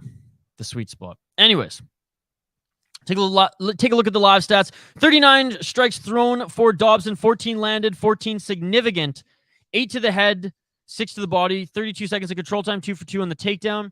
Petrosian, 66 shots landed, 66 shots thrown, I should say. 31 landed, 31 significant, 11 to the head, 4 to the body, 16 to the leg. So honestly, I think Petrosian won that first round based on significant strikes. There's only 34 seconds of control time. 2 for 2 on the takedown, but they weren't fancy takedowns. and he doubled in significant strikes. So yeah, Petrosian won that first round.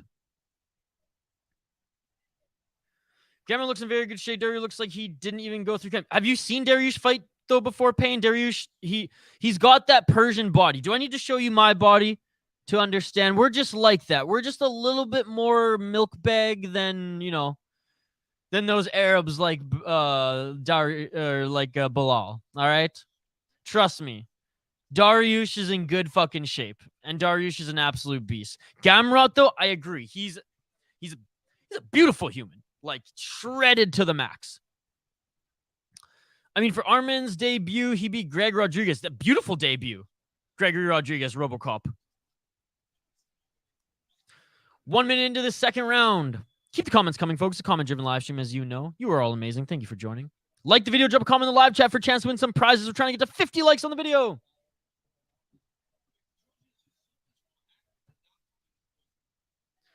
That's the thing. The commentary said it beautifully. Petrosian has just been more active. Body shot, overhand. Petrosian went. That was a great adjustment. When Dobson grabbed his leg, he threatened with the spinning back fist. I think Petrosian's confidence is going up a little bit, going, okay, Dobson, he did catch my leg and went for a takedown a couple times. He's done that before. He just did that right there at 3 minutes and 20 seconds left in this second round. But he hasn't threatened him on the ground. He's been able to get back up. He's been able to scramble. Petrosian definitely working on his takedown defense as well. I mean, if you show your body, you'll get banned. Only nips. Only nips. Oh my God, that was one of the best comebacks of all time.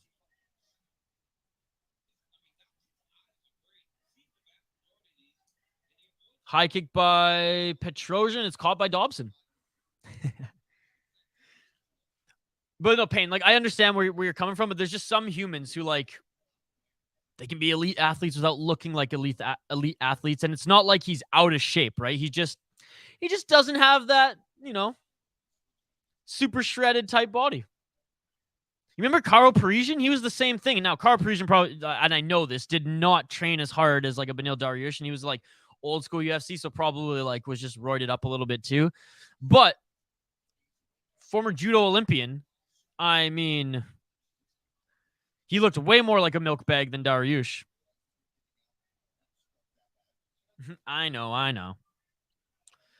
Dobson has cut Petrosian. There looks like a cut above his right eye.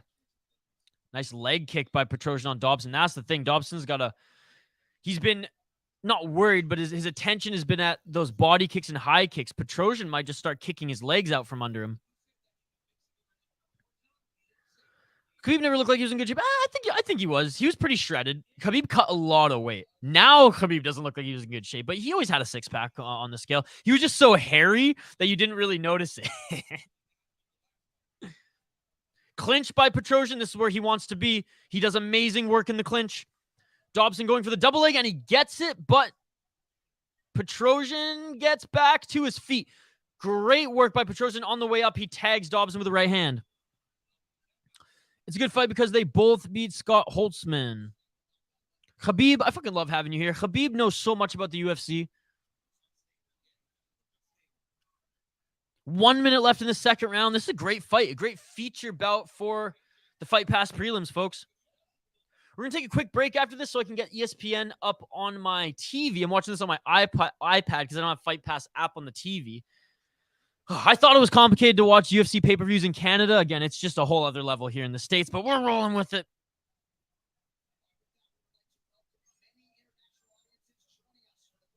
Shredded Eagles, TJ, and Aljo. Dude, Aljo cuts a lot of weight, though. Like, Aljo walks around at, like, 180, and he fights at 135. Khabib's Chewbacca. I think they both be juicing. I don't think Sterling is. By the way, Sterling trains out of Serra Longo. Absolutely love Ray Longo. An absolute beauty of a coach. 15 seconds left in the second round, folks. And we'll take a look at these stats here between rounds. That means I'm Chewbacca. That's right. You are Khabib. Khabib is in this chat. Dobson looking sharp, training with the legends Mark Coleman and Matt Brown. He does look sharp, but let's take a look at the live stats here. I'm pretty sure Petrosian is still outstriking him in the significant strikes. They got the fights on TSN now. Let's go. Wah, wah, wah, wah, wah. Armin looking tired. Dobson might take him out in the third. Sterling's veins is the reason for him juicing. Hey, fair enough. I just think he cuts a stupid amount of water weight. Like a crazy, because he's super sunk in usually when he's cutting weight. Did they really just switch it over mid fucking fight? Oh god. One sec here, folks.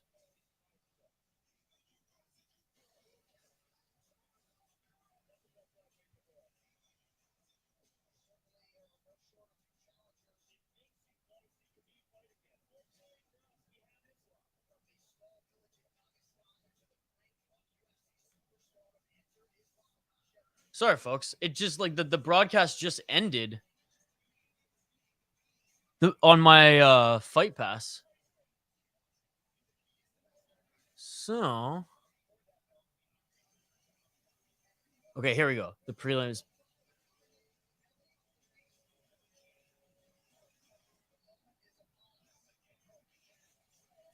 Sorry about that. Look, I looked down as soon as our boy here. Okay. Oh, wait, what? I'm so confused.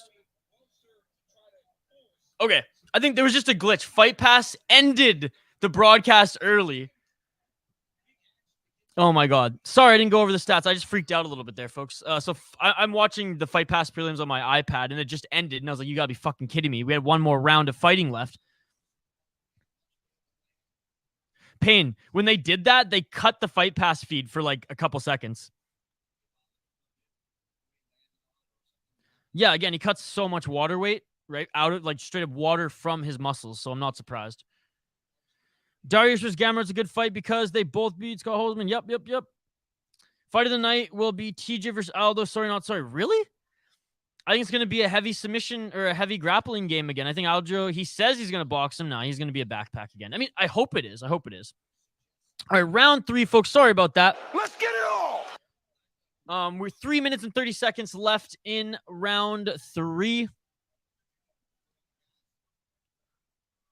And Dobson doing a good job now of picking apart Petrosian. I didn't have a chance to go over the live stats in the break. Oh, God damn it.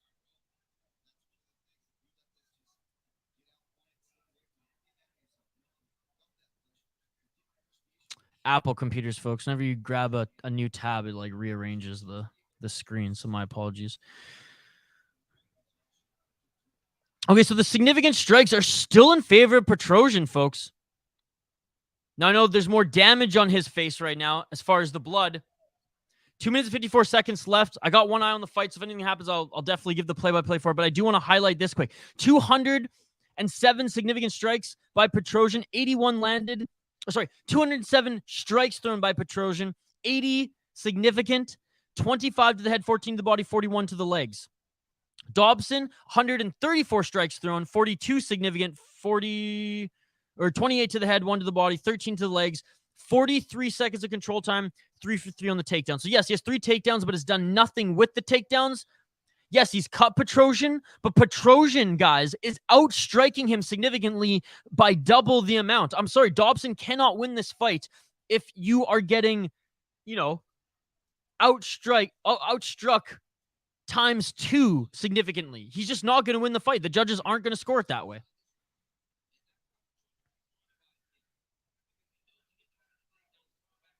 Jan versus Aljo 2. In one of the rounds, Aljo went Super Saiyan. Yep. Funk Master. He flexed.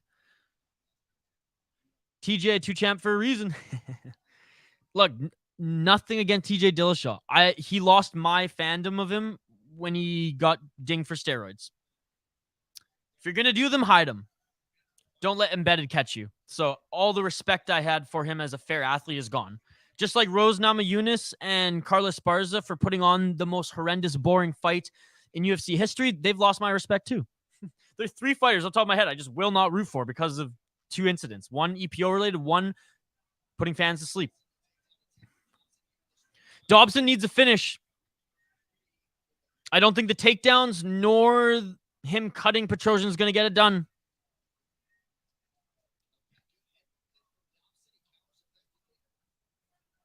think he's grateful for everything. All right, 53 seconds left. If Dobson wants to win this fight, in my opinion, he's going to have to really empty the gas tank and try to put Petrosian away. Hey, that's fair. I don't like him either. I'm not a fan of Aljo, like his brand is but as a fighter, he's damn good, man. And he silenced the haters beating Petr Yan, so I cannot dog him for not liking him, right? That's me personally. You guys can do whatever the fuck you want. I don't care. I still like him in part Jamaican.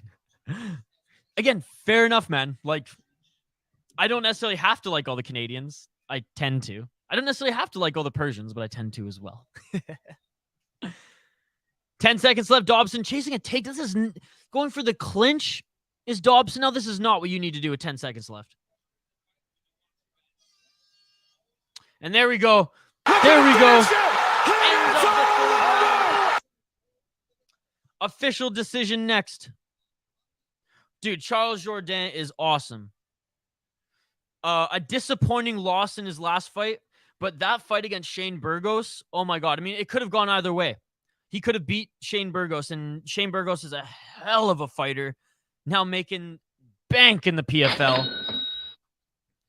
Yeah, Charles Jourdain, I hope he is entertaining as fuck. I think he's too entertaining sometimes. I think he kind of throws not technique, but throws caution to the wind and really trusts in his technique and natural abilities, which for the most part, it's helped him. But the last fight, he was throwing around some crazy jumping shit, and it honestly didn't do him any favors. When he was throwing around some of the jumping shit, he either would fall or he got caught.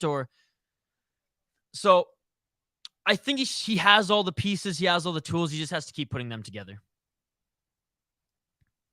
If Rick Ashley was in the UFC, he would rickroll every fighter and win. That shit beautiful than a motherfucker. Khabib's got jokes today, man. Khabib's got jokes. I love it. Boom, no, no. Boom, boom, boom. All right, official decision. I got Petrosian, folks.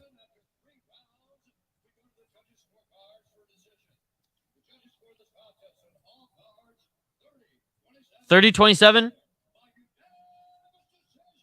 Has to be. Yeah, has to be Petrosian. Has to be Petrosian. Significant strikes, dude. Significant strikes. He outstruck him double, and Dobson did nothing with the takedowns, right? He didn't. Petrosian got right back up. Dobson had like 30 fucking seconds of control time. All right, so that wraps it up for the Fight Pass prelims, folks. We are on to ESPN Plus or TSN if you are in Canada for the main prelims. Here we go. Here we go.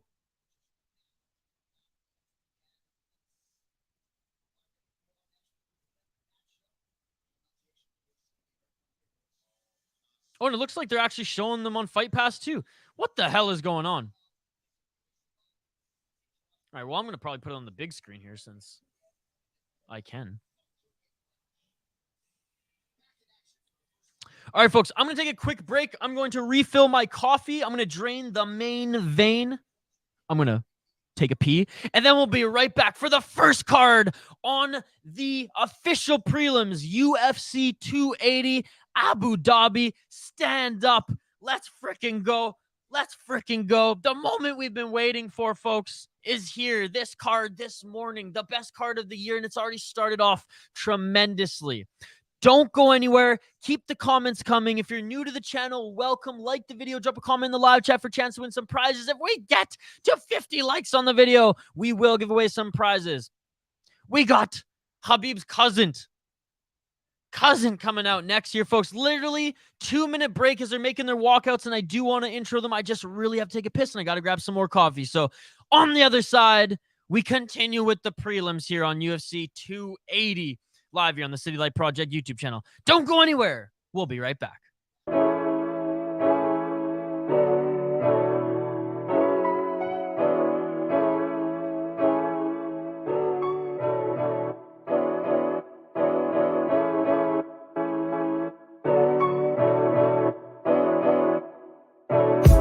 I just bought a new whip. Spend a couple thousand just to cruise it. Shawty said she love me, but I swear she'll never prove it. I never tell her, but I put it in the music. Well, that's okay. All I wanna do is make the best of my whole day. Thank the Lord up above, get the cream on the side, make you laugh to know it. That's the stuff that I love, la da da da. We can be friends if you wanna. We can just talk if you wanna. We can hold hands if you wanna. Hey, tell me what you wanna do. We could just laugh if you wanna. Late nights under stars if you wanna. We could just kiss if you wanna. Hey, tell me what you wanna do. It's like the story of my life. Best friends, but we rockin' all the same things. Say you need me, but you really tryna change lanes. Well, I don't even care. In my life, I don't battle with no fear. Fighting dragons, always been a real one. Hate you saying showing love, you a real chameleon. Get the facts freaking straight, always on repeat. Like, we could be friends if you wanna. We could just talk if you wanna. We could hold hands if you wanna. Hey, tell me what you wanna do. We could just laugh if you wanna.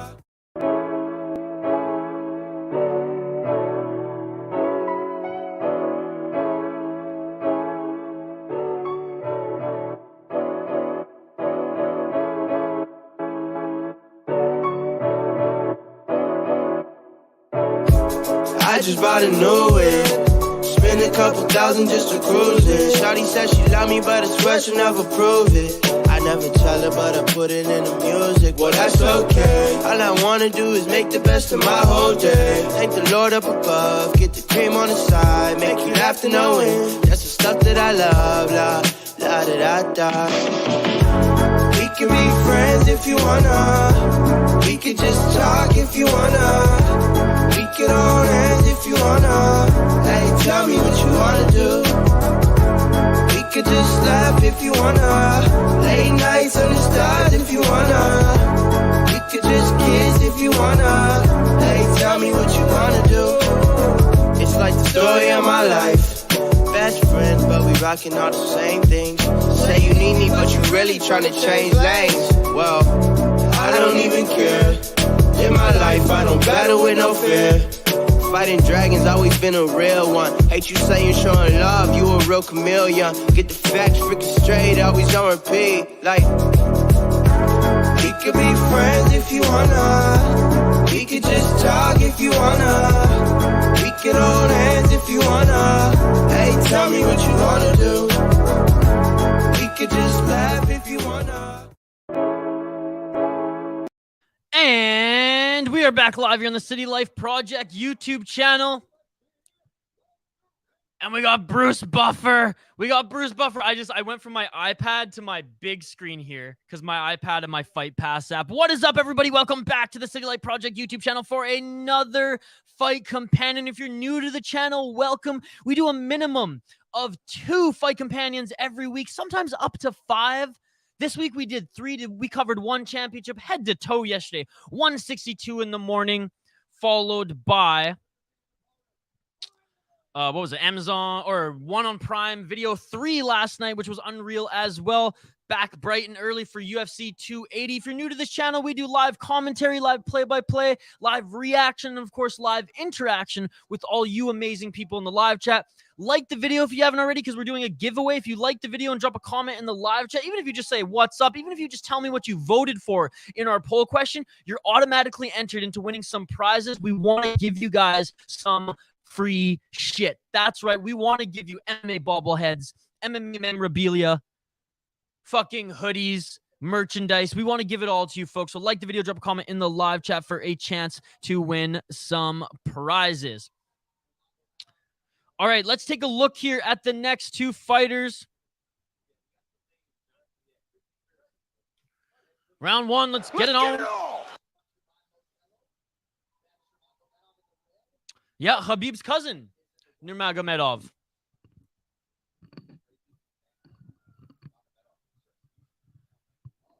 All right, round 1, folks. I'll talk a little bit more about these fighters in depth after this first round, if we even get past the first round. I usually do it before every fight, but obviously coming out of break there was grabbing a coffee, taking a pee. Didn't have enough time to highlight them prior to the fight, so we will, in between rounds, we'll show these guys some love. They got a full house there, and it's only prelims. The Prince of Dubai is there, too. I'm pretty sure that the Nurmagomedovs actually... Oh, and there's a guillotine already locked in. A guillotine's already locked in by Nurmagomedov. Omar Gadziev went for a takedown, and Nurmagomedov is now sinking in a guillotine. Nice knees to the face. Nice elbow on the exit. Apparently, the entire Khabib camp... The entire Khabib camp is like staying at like the Prince's sports facility or something like that.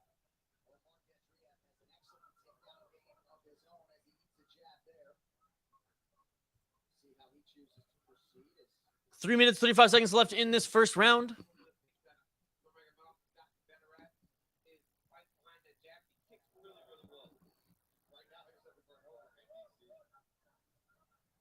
Nurmagomedov in the red. Omar Gadziev in the gray. Gadziev striking looks pretty good. Gadziev going for a takedown, and he gets it. Omar Gadziev gets a takedown on Nurmagomedov. Still top position by Omar Gadziev.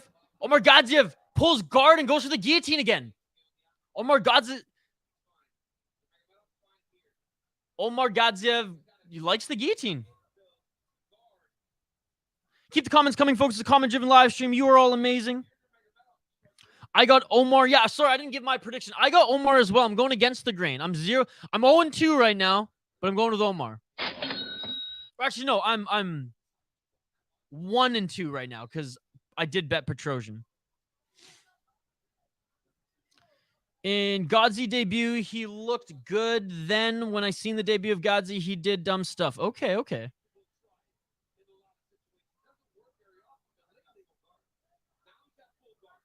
Full guard now. Omar Gadziev has full guard, and he was holding the neck of Nurmagomedov still. Hey, the grappling of Omar Gadziev is legit up against a Nurmagomedov, up against, someone in Team Khabib. He is on his back. But that was his doing. He pulled guard there. 1 minute, 49 seconds left in this first round. You're 2-1. Well, I'm 1-2. So, I mean, you're still doing better than me, brother. Suck these nuts.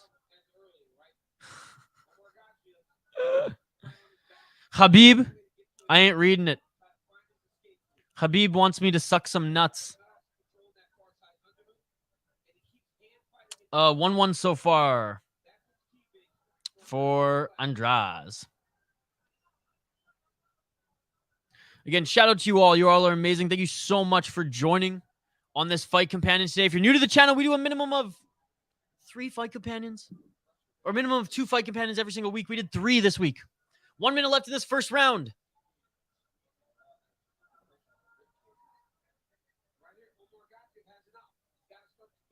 Tough round to score. I think Omar Gadziev, he threw more submissions. Sure, Nurmagomedov has 2 minutes of ground control time, but is he done anything with it? I'm gonna check the stats after, and we'll see who we think has won that first round. Khabib is the funny man today. I love it. Have you seen what people type to Michael Bisping on his stream with his wife? His poor wife. Oh, he reads everything. He's Ron Burgundy. Back up to his feet now is Omar Gadziev. 10 seconds left in this first round. We'll take a look at the live stats, and we'll preview both of these fighters in between rounds here, folks. All right, end of the first round. Let's take a look at the fighters. Abu Bakar Nurmagomedov out of Dagestan. Surprise, surprise. He's Khabib's cousin. 16-3. He's 32 years old. 6 KO, TKO, 4 submissions, 6 decision, 1 draw. He fought in the PFL before the UFC. Won his first UFC fight to Jared Gooden back in 2021. His opponent Gadziev, 13 wins, 1 loss, 29 years old, 8 KO, TKO, 3 submissions, 2 decisions. He lost his last fight to Caio Borralho, who is on this card, a training partner of Khamzat Chimaev. He's a Dana White Contender Series alum. He beat Jansei Silva back in 2021. And before going on Contender Series, he was riding a 2, 4, 6, 8, 10, 12, 14 fight win streak. Or, sorry, 12 fight win streak. So there you go. There you go. All right, round 2. Let's get it on. Let's get it on.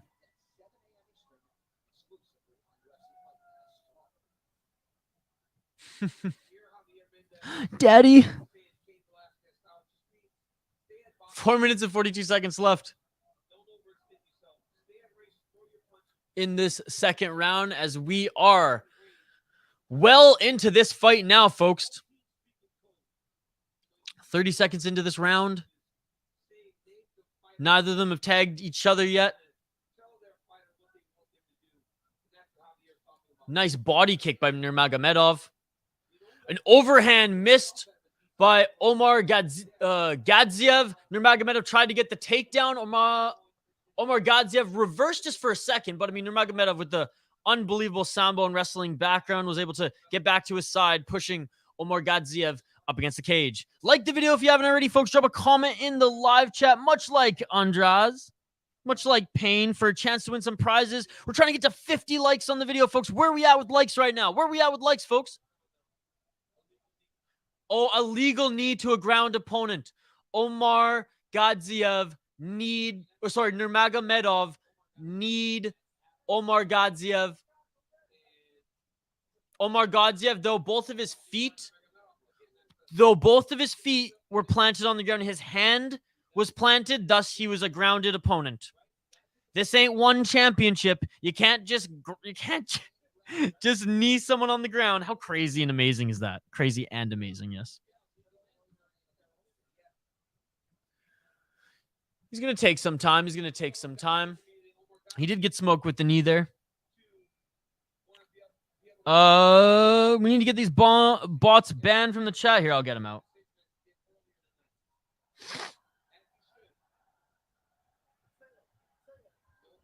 Okay, I blocked 2 of them. Sorry, I didn't even notice them, to be honest.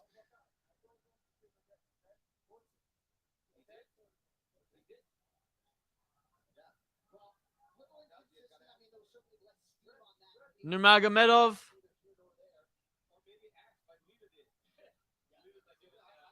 Stern warning. I imagine you got a point taken away too, no? Oh, and a nice body shot overhand left by Omar Gadziev. Beautiful combination there. Omar Gadziev content being on his back, though. Body shot overhand. He sensed that Nurmagomedov was coming in for a takedown. Instead, just kind of dropped and pulled guard. Not even guard, just dropped to his back to get into the back position here.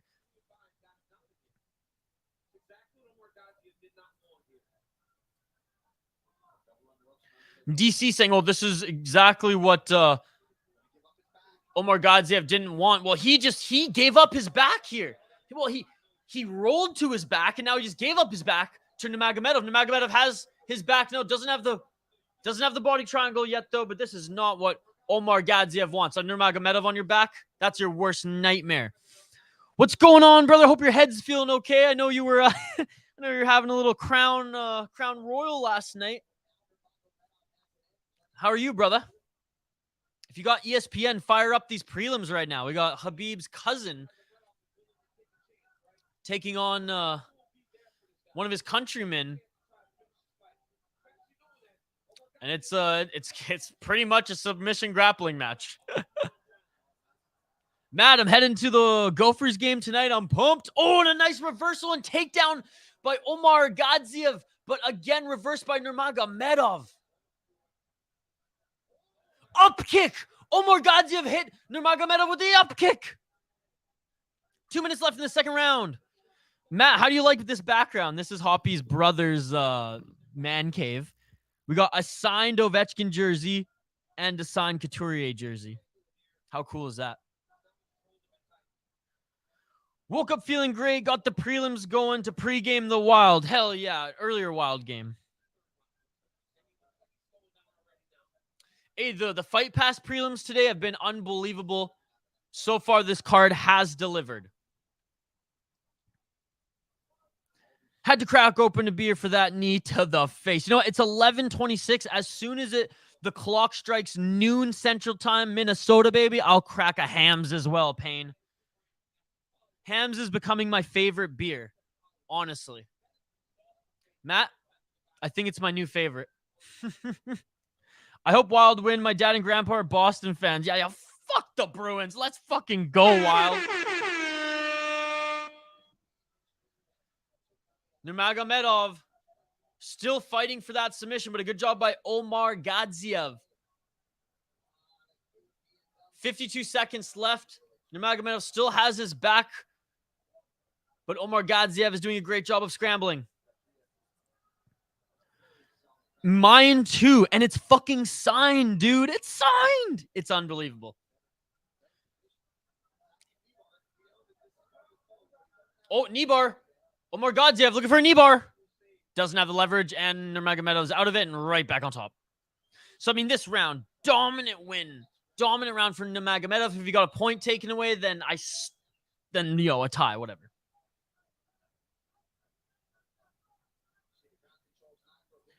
Godzie's got a legal need 2 times now. Carl need him with that.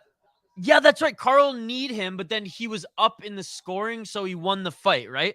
That was a weird night where there were some refs who were doing that. I think it was Beltron, if I'm not mistaken, who was making those calls. End of the second round. I'll be back. My mom's calling. Dude, they're one of my favorites. They're in my top 5 for sure. Yeah, if there's any hockey fans also in the chat, as you can see, we're hockey and fight fans here. Let me know if you dug those reverse retro jersey drops, which ones you liked the most. For me, the San Jose Sharks with the ode to the California Golden Seals. That shit, I mean, that shit beautiful than a motherfucker. I have the sound pad for it. Keep the comments coming, folks. Comment-driven live stream. Love hanging out with you folks. Love interacting with you folks. You are all amazing. I appreciate all the new subscribers on this channel. I appreciate all the donations. I appreciate all you guys just commenting in the live chat because A, I love interacting with you, and B, by commenting in the live chat, you're automatically entered into winning some prizes. So, I mean, if that's not incentive to like the video and just say what's up or let me know who you voted for in the poll question, winning some free shit should be. Matt hasn't officially won it yet, but he was one of our winners. I'm going to hand deliver Matt's hoodie to him. Yeah, we got a ton of winners here. All right, here we go. Round 3. Let's get it on. Let's get it on. Yep, Florida Panthers was awesome too. Shout out to Waggle Golf with their Florida Panthers hat as well. And just shout out Waggle Golf. Our furnace broke here, so it's literally like 35 degrees in this basement. No. It's cold, though. It's cold. 30 seconds into this third round. Omar Gadziev needs a finish. Yep. And he keeps trying to throw that overhand right. He's got to do something different because Nurmagomedov is just reading that perfectly. You know, Omar Gadziev is probably just dead tired, dude.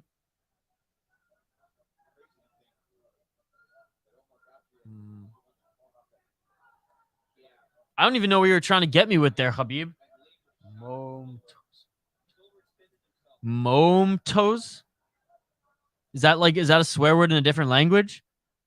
Momatos. Momatos? Momatos. Am I swearing in Russian or something?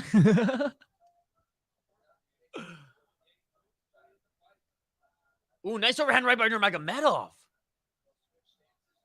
Yeah, they're a lot slower, especially Omar Gadziev after all that grappling in the second round. Oh, and a straight right jab lands on Omar Gadziev. I don't know if even Nurmagomedov noticed, but the camera was perfect. You could see his lights went out for a second there. Where are we at with likes on the video, folks? Are we at 50 yet? Let me know. I want to know if I can start giving away some prizes. Back. Ayo! Lambo stacked a goal on top of his 3 assists last night. Fucking right. Yeah, that shit beautiful than a motherfucker. Fucking love Carson Lambo. So does Z. Holy. Nurmagomedov went for a takedown. Omar Gadziev stuffing it, though. Shooting for the single leg. Oh, and this is Omar Gadziev is doing it again. He's just dragging Nurmagomedov. There have been a few instances where Omar Gadziev has been his own worst enemy here, just electing to go on his back. He hasn't done it yet here, but he's done it a couple times, and it hasn't done him any favors. Payne, 774 votes? Really? Holy shit, that's amazing. That's the most votes we've ever gotten on a poll question. 73% say Islam. Are you shitting me? Oh my god. Emotional damage. The champ has a name, and his name is Charles Du Bronx Oliveira.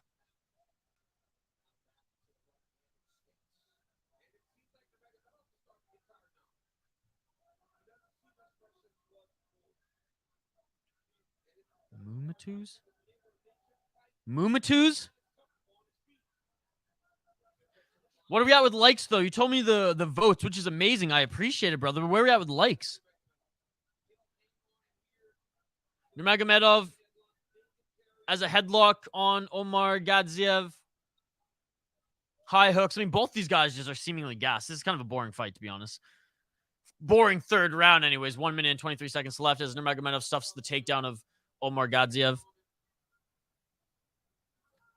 I feel the same way about Lambo, so Hoppy feels about Addison. Fucking rights, dude. I remember feeling that way about prospects with the Canucks. It was good times, good times.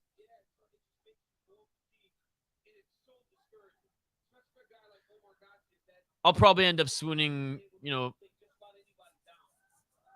towards Wallstat in that way. To be honest, my favorite's Duham, but he made the team, so now it's kind of like that mystery is kind of gone. He is what he is. He's a scrapper, and I fucking love him. I owe Z a jersey still, by the way. A Duham jersey. Scrambling now on the ground, 30 seconds left. It looks like Omar Gadziev is chasing a heel hook, and it's funny, Nurmagomedov was like ankle kicking him in the side of the head on the ground. Where are we at with likes on the channel, folks? Or, sorry, likes on the video. Are we at 50 yet? Oh, they're so tired. Omar Gadziev, cut under his right eye. Both of these guys are dead tired, man. They're both breathing out of their mouths. Oh, and Omar Gadziev got clipped. 8 seconds left.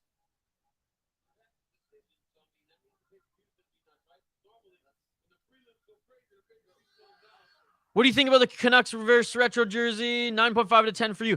Honestly, if they didn't just release Johnny Canuck as their AHL logo, I would give it, 9 or 10 out of 10 as well. I think what would get it past 8.5 plus for me on that scale would be if it was the stick and rink. Because then that's really reverse retro, right? Johnny Canuck is a new logo. So it's not really, I don't know.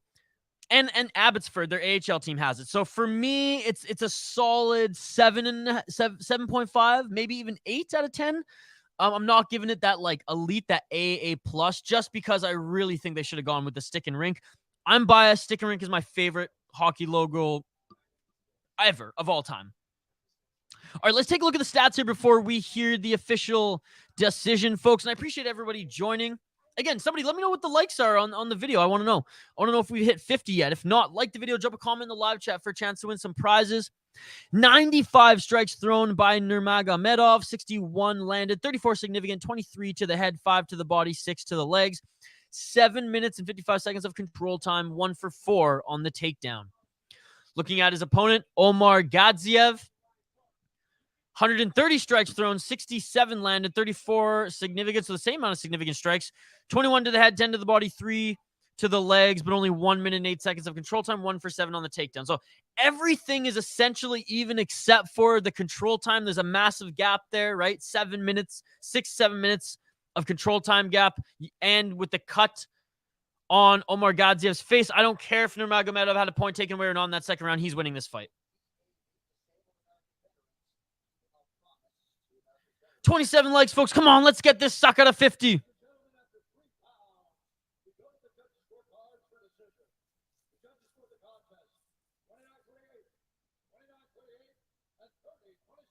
$29, $28, $29, $28, $30, $27.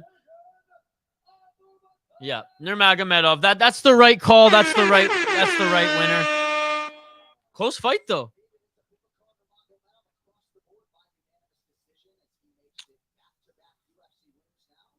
3-1, baby. Cash that money.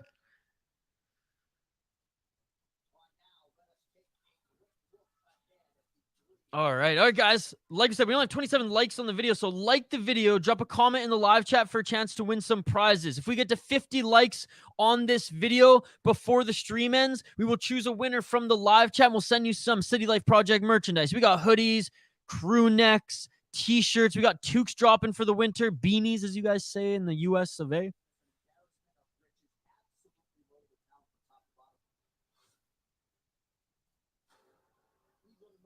Oezdemir and Krylov next, folks. This is going to be a good one.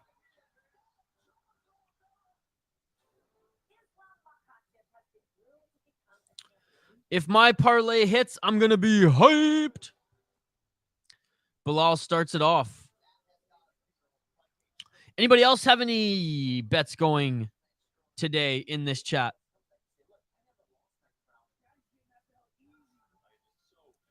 Two of two, let's go.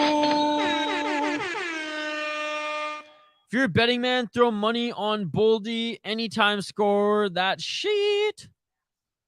Oh, hammer that shit. I didn't see what the emoji there was for a sec. Con and passing on the wisdom.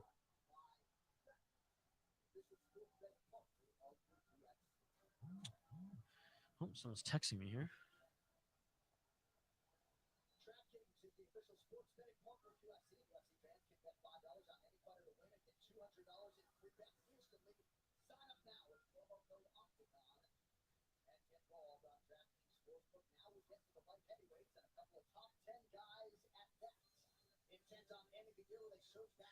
Alrighty. I was so pumped when this one was announced. Oezdemir against Krylov. Krylov's the real deal. Oezdemir, I mean, top contender.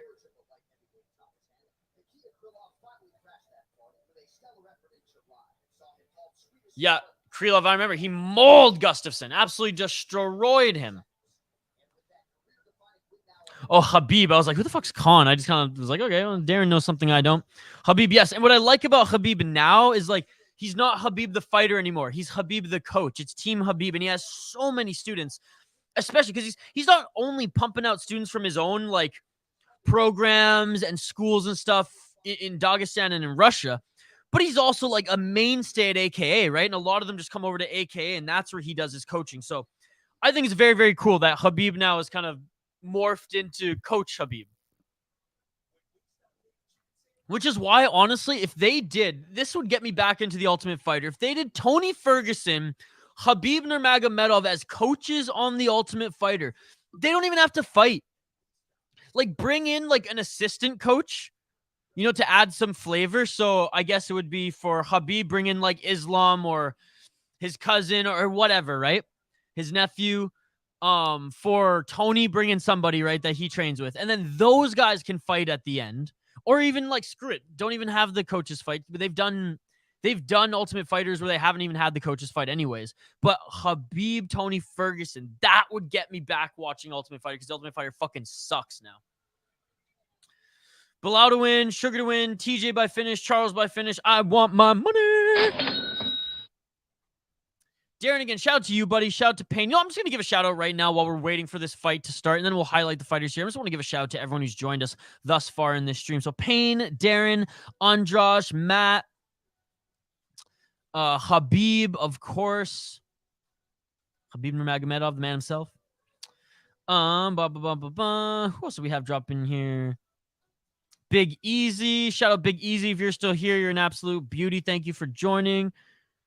We had our karate friend Aegon, the newest member of our little community here. He subscribed and he was chatting with us earlier today. He's an absolute beauty. Aegon, thank you so much for joining. And I think that's it. It's a small. Oh, Aaron, of course, Aaron's here. What's up, Aaron? You absolute beauty. It's a small crowd. Joker girl was here. She's a French toast girl. Yep. And that's it. Not a crowd in numbers, but you all have been so active. It's unbelievable. Habib, you really want to point out my flaws, buddy? Habib just wants to point out my flaws, folks.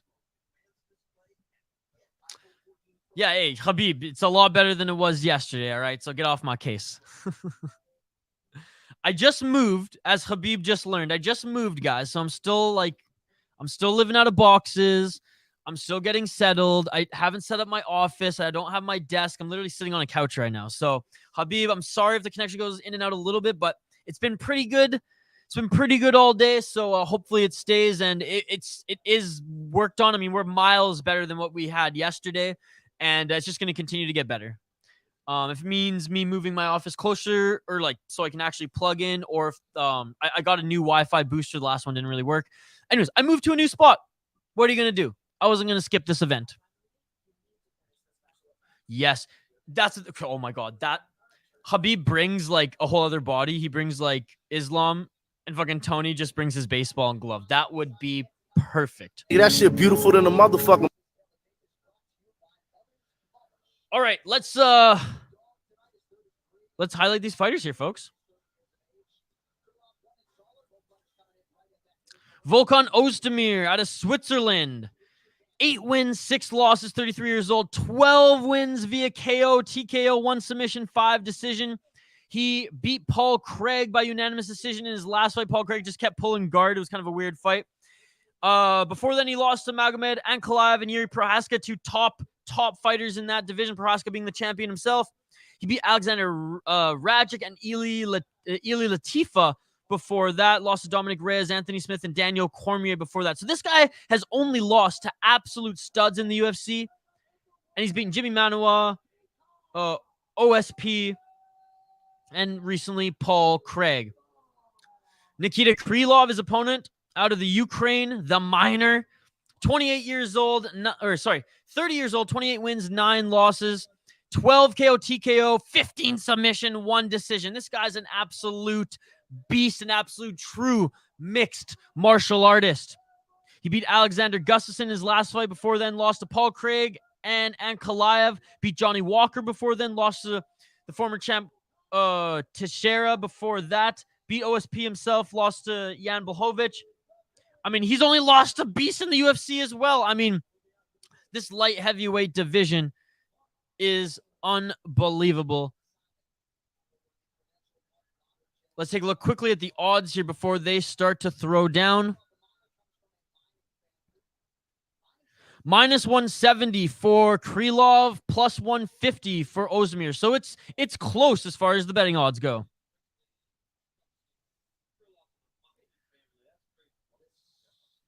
I got Krylov by KO for sure. Yeah, I got Krylov as well, locking it in. And look at the pace right off the bat. Oezdemir comes out and tags Krylov.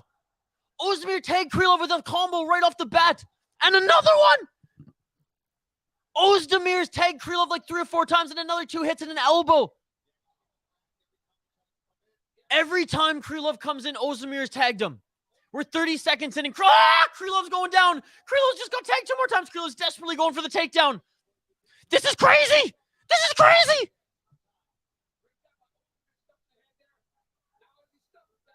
Krylov's got a single leg. Oh my goodness, he took so much damage in that opening 30 seconds. And another right hook. Oezdemir is just looking insanely good right now. Krylov is wobbling.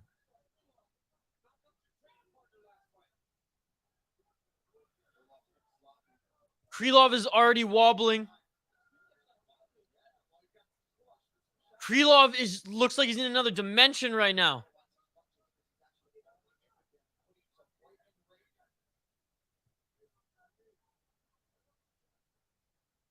What's up, buddy?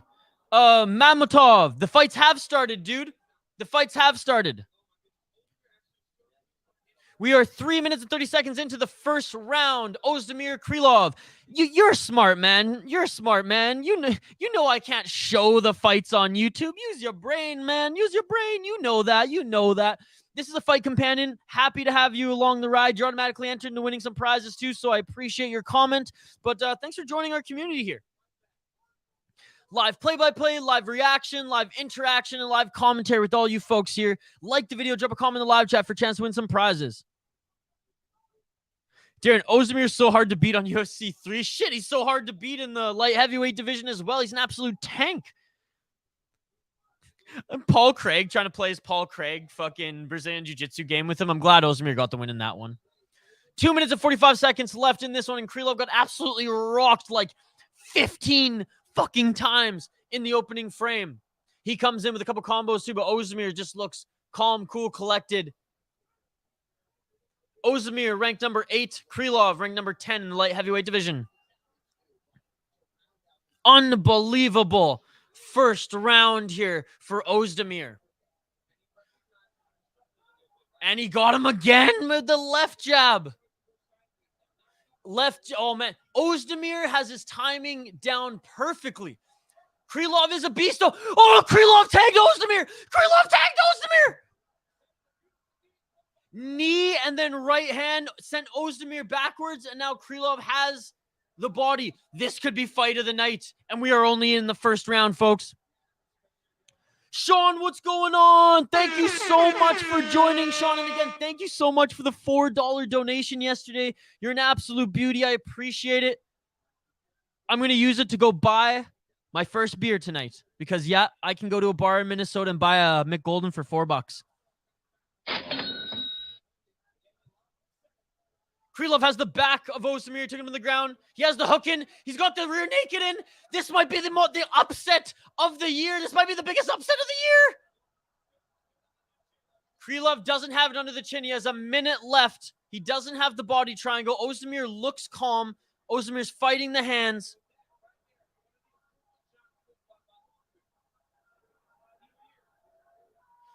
Oezdemir still in this. Ozdemir's out of the choke. Krylov tried to go for full mount, and instead Oezdemir stands back up, and Oezdemir threw Krylov to the ground. He's got to be mindful of those up kicks, though, like John Anik said. And Oezdemir just raining down now with the hammer fist on Krylov. 43 seconds left. Submission attempt maybe by Krylov. Krylov has so many submission victories. Krylov has so many knockout victories. He's a veteran in this game. Oezdemir is a dog, man. He's an absolute dog.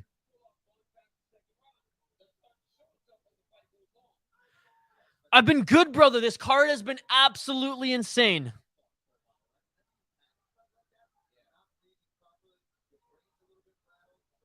This card has been absolutely insane.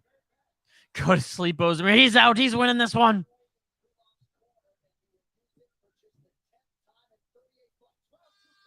Wow.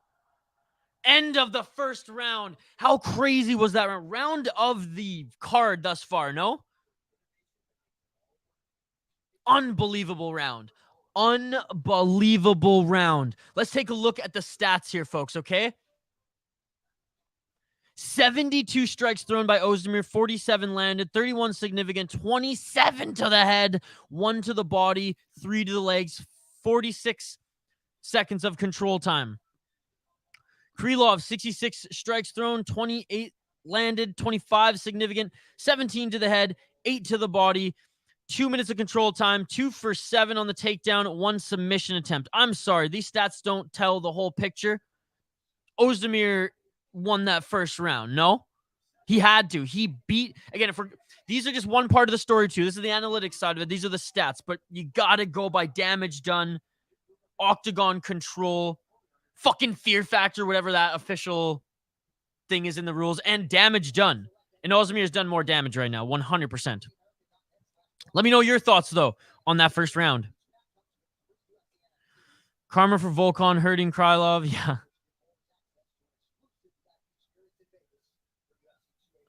Yeah, he's starting to regret it a little bit. All right, round 2. Let's get it all. What a fight. What a fight indeed.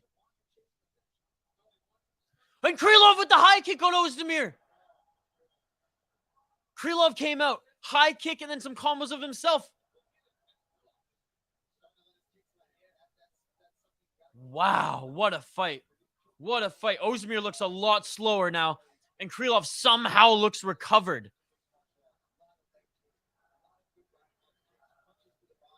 4 minutes and 20 seconds in the second round. Unbelievable fight, ladies and gentlemen. Hey, like the video. We're trying to get this to 50 likes. If you haven't liked the video yet and dropped a comment in the live chat, you should do so. Nice combo by Krylov, a 1-2 and a head kick. Krylov has recovered tremendously in between these rounds. Krylov going for the takedown and nice takedown defense by Oezdemir. Oezdemir did a good job of defending that takedown. Krylov takes him down to the ground right near the cage.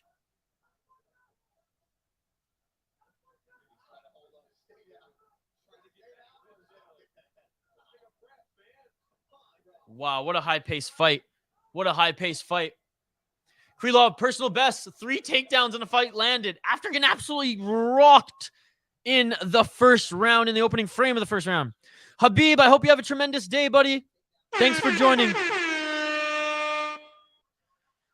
From the south, this Krylov seems better. Or from the sound of this, from the south, Krylov seems better. Oh, man. I don't even know. I can't say one is better or not. They've both been tremendous. Krylov has a hook in on the back of Oezdemir with their back to their feet. Krylov's definitely more well-rounded. He's had more fights. He's had a ton of knockouts, a ton of submissions, and I think he's had more knockouts and submissions each than he's had decision victories. But he got tagged so many times in that first round. It's crazy. I mean, they are professional athletes, so it's expected, but it's crazy to think that you can come back from that. And he has the back now of Oezdemir, took him to the ground. Krylov is definitely winning this second round handedly, though. Whether that first round was close or, you know, Oezdemir won it, which I think Oezdemir won that first round, this second round is all Krylov thus far. Come on, folks, like the video. Let's go. Let's get this thing to 50. Where are we at now, folks? Where are we at? Did we get any more likes since the prelims started? I know we were at 27 just a little bit ago. Nice knee. They're both looking tired, though. They're both starting to gas, and we're only halfway through this fight. Nice uppercut and combo by Krylov. Krylov is throwing those combos as he's walking forward, pinning Oezdemir to the fence, and then looking for the takedown. And you know what? The game plan's working perfectly right now as he takes Oezdemir to the ground. Gamer Life. I'd gas. I'd gas too, Gamer Life. And what is up, buddy? Thank you so much for joining. I appreciate it. Thank you for liking the video and dropping a comment in the live chat. You are automatically entered in to win some City Light Project merchandise. We're at 31 likes. Once we hit 50, then we'll choose a winner randomly from the live chat. I'll get your information. You tell me what you want from our merch store, and I'll send it to you as a thank you for joining us and liking the video. And I just encourage you folks to comment in the live chat too, so we can see your username and actually select you as a winner. And we just talk fights in the live chat. We hang out. It's a lot of fun, and we just want you to be part of the community. Again, shout out to you, Sean. I mean, you've been supporting all the work that I do, whether it's on the hockey side or this channel. I know you even watch our vlogs, and like, you didn't have to donate yesterday, buddy. You didn't have to donate. You did, and like, you're an absolute beauty. I just want to say thank you again. I'm gonna continue to thank you because I'm never gonna ask anybody for donations. All I ask from you folks is to like the video and drop a comment in the live chat so that we can hang out and so you can enter our contest and we can give back to you. Krylov's back tattoos, amazing. Yeah, his art's fucking sick. I thought it was the MF Doom mask upon first glance, and I was like, oh yeah, no, there's a lot of things going on there.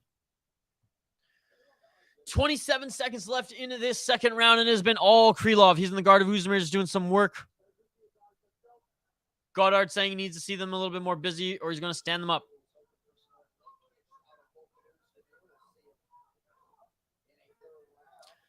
Yeah, Anik was saying he thought Oezdemir was going to throw some more leg kicks. Let's see if in the third round he starts to implement those a little bit. Unbelievable round for Krylov, given how much damage he took in the opening moments of the first round, to be honest, folks. I am So impressed.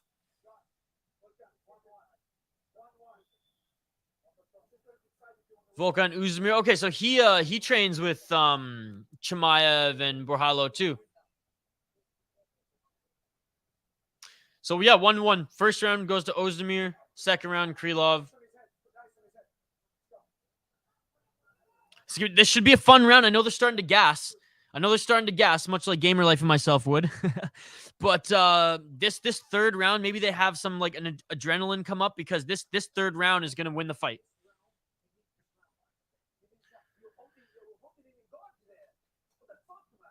Well, I don't think Krylov won that first round. 2018, I can see that. I wonder how they scored that first round though, because it was by no means a 10-8. Like it was closer. That second round though, yeah, we'll see, buddy. We'll see. Can't argue with that. But this third round is going to decide it, in my opinion. All right, round 3. Let's get it on. Let's get it on.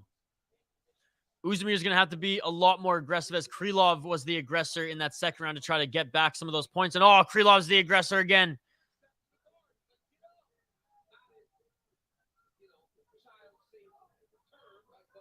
Oh, a nice uppercut and combos. I mean, Krylov's back. And I don't know if Oezdemir just seems defeated that he couldn't get it done in the first round.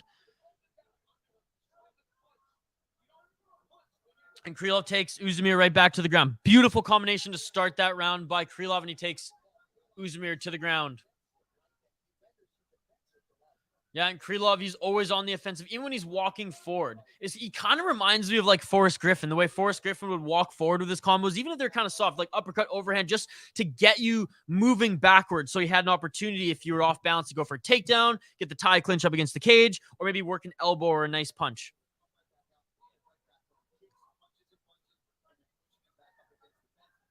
First round to be tied? Nah, it can't be. UFC goes by damage, dude. Damage first. That's like they really lean on damage for scoring. I've been listening to like a ref seminar and judging seminar podcasts and stuff, and it's like they basically say lean on damage versus everything. And I personally think the damage that Oezdemir did, yeah, sure, he didn't cut him open, but like, come on. Those were significant strikes. I think that and it rocked him so much, the guy couldn't even stand. And this is me personally, but I would think that the first round could not be a tie if the UFC is going to stand by how they're going to score these fights. If they're going to score them like fucking NCAA wrestling, then what are we doing here, right?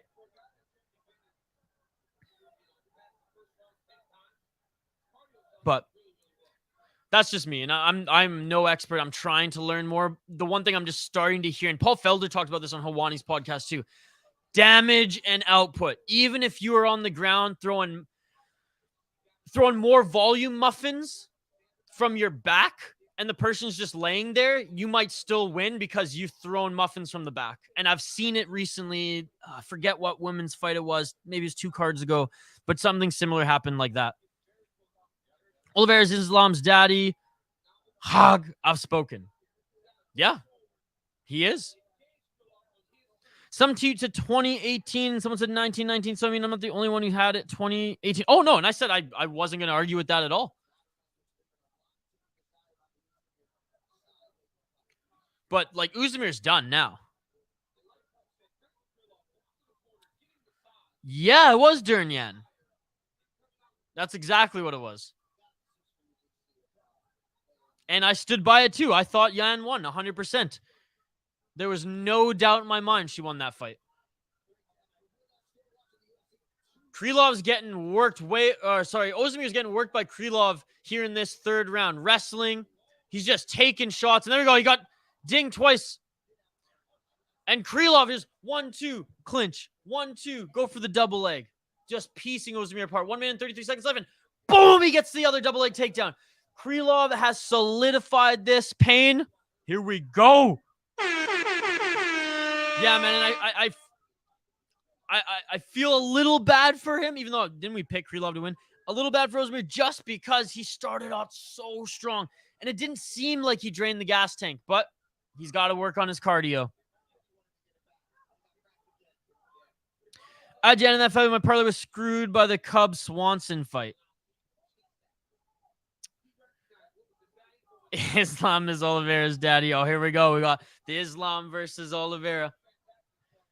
Hey, I respect everything Islam has done and the fighter that he is, but I'm sorry. When you fight Dan Hooker on short notice and Bobby Green on short notice and get a title shot, that's fucking bullshit. And he doesn't deserve it. That's what I'll say. I won't say anything about him as a fighter because he very well could out-wrestle anyone in his weight division. He did not deserve the title shot, and no one can tell me that he did. He was supposed to have a title eliminator bout. It fell through, and they didn't do it. They were supposed to have the title eliminator bout on this card. This card was supposed to be Makhachev, Beneil, Dariush.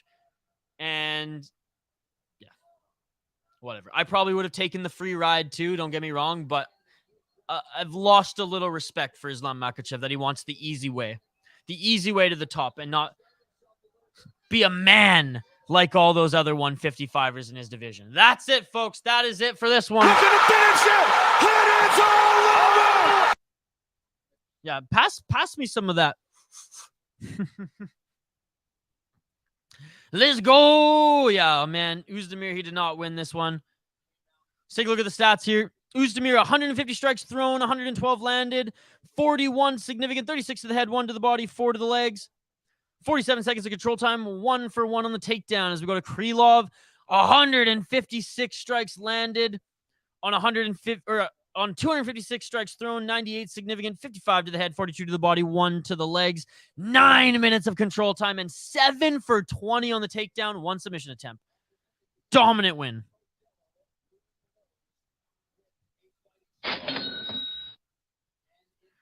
Jake Paul beat all their asses. Exactly that. Comment of the night. I hope your tongue is firmly planted in cheek, but regardless, comment of the night. I got money on Silva, though, that old fart. He better beat Jake Paul. Gamer Life just, there's a second where I was like, oh, come on, Gamer Life. We're gonna be foes because of Makhachev and Oliveira. No, we're best friends again, buddy. We are best fucking friends again. Let's fucking go. Yeah, Gamer Life, welcome to the community. I fucking love having you here. This is awesome. Same with Andras. You are amazing. I love our community here. I love the chat. You all are amazing, and I love how we grow it a little bit with every stream. All right, official decision. Let's listen into Bruce Buffer.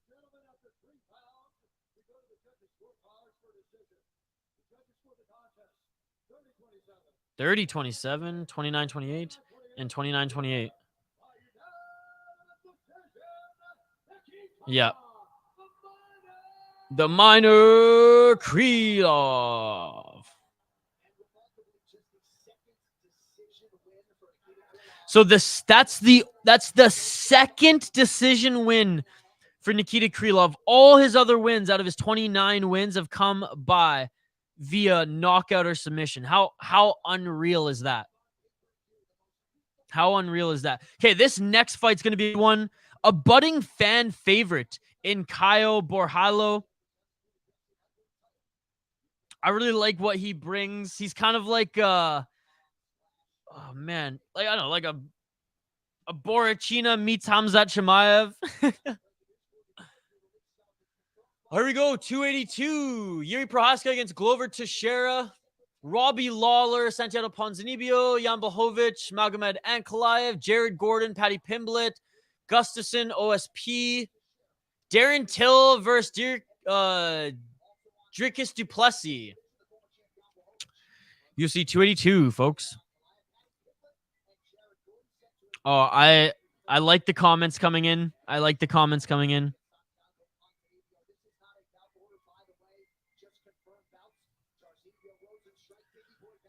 Oh, Rosenstrike against Dawkins. Chris Curtis against Joachim Buckley. Yes! Curtis against Buckley. Let's go. And Cameron Saman, he won on Contender Series. He's going up against Ronnie Lawrence. I dig that. There's some good fights that were announced there, folks. All right, we are going to tee up these next fighters here in just a moment here, folks. Keep the comments coming. If you haven't already, please like the video. Let's try to get this to 50 likes. We're almost there, folks. We are almost there. All right. The next fight we have here, folks, Makhmud Muradov out of Uzbekistan. So, I mean, he's got a Dov at the end of his name. You know he is a challenge. 25 wins, 7 losses, 36 years old, 17 KO, TKO, 3 submission, 5 decision. Again, out of those 25 wins, Muradov has 17 KO, TKOs. He lost his last fight to Gerald Meerschaert via submission. I remember that one. Before then, went on an absolute tear. 3 wins in the UFC, Andrew Sanchez, Trevor Smith, and Alessio Di Chiro. Before then, fought in Octagon MMA. And before his loss to Gerald Meerschaert, he was on a crazy win streak.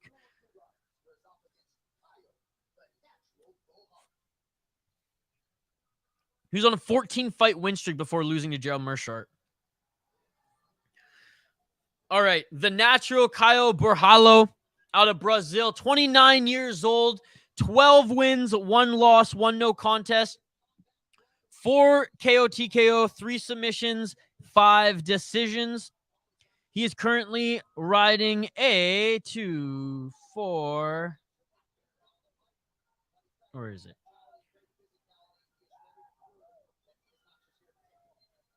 13-fight win streak. Or sorry, 10-fight win streak. Jesus, Isha. 10-fight win streak. He beat Armen Petrosian. Unanimous decision in his last fight. He beat Omar Gadziev, who's also on this card before then in the UFC. So 2 solid opponents in the UFC, although the Omar Gadziev one, little controversial. He beat Jesse Murray on the Contender Series. He beat Aaron Jeffrey on the Contender Series. He fought in Future FC, MFC, and Arena Combat, to name a few. Let's take a look at the odds here. Minus 205 favorite is the natural Caio Borralho. Plus 170 underdog is Muradov. Again, the underdog is Muradov. Plus 170. The favorite is Borralho. Minus 205. Let me know who you got in the live chat. I got Borralho. I got him too, locking it in.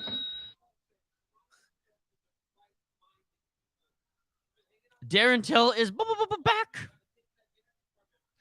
282 weaker than 279. I don't like Patty the Batty. I really like that card, to be honest, brother. I think that, honestly, for me, I like Patty the person. He's not the best fighter. I'm not saying he's not bad. I'm just saying, like, there's so many more talented fighters on that card than Patty. So as someone who's, like, a diehard of this sport, he's not the one I'm tuning in for the card. Or he's the one I'm not tuning in to the card for. However, he's like icing on the cake. I'm not complaining at all. I got Borralho. Andrade passes. Why are you passing on this one? You don't want to give your prediction for either of these two guys?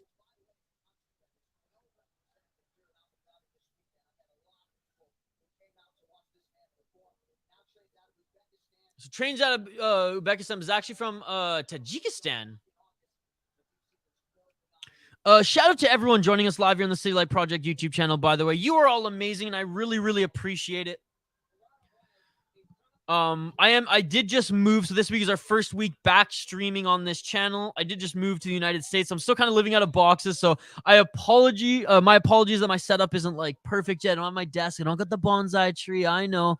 But we're here. We did 2-1 championship streams yesterday. Now we're here for UFC. Live commentary, live play-by-play, live interaction with you folks, and of course, reaction to these amazing fights on this amazing card. We have a giveaway and a contest right now, folks, and all you have to do to enter is like this video and drop a comment in the live chat. You do that, you're automatically entered into winning some prizes. I do. I got two. And I got Beneil Dariush came in as the underdog, so I just bet on him flat out to win. And I dropped the $2. Well, it's almost $2. It was like £2. It was like £2, I guess. So not quite $2. But the £2 that Ethan gave me last night, I threw that on O'Malley. So 2 underdogs that could make some beer money tonight. All right, here we go.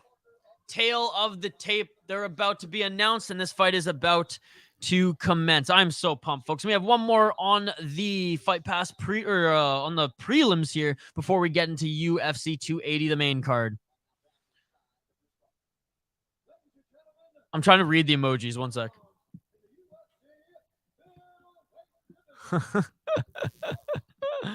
Oh, Andrade is fucking awesome. Same with Gamer. Andrade's scared of these nuts.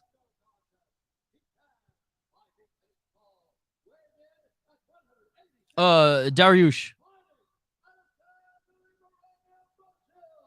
Dariush should be fighting Makhachev right now for a title eliminator. I'm fucking pissed. And he's an absolute beast. So obviously he's going to say yes to whoever's hand or thrown in front of him. So they give him Gamrot. I mean, this is the example. So you have a star in Benny Dariush who's riding a win streak as well, taking out top contenders in 155.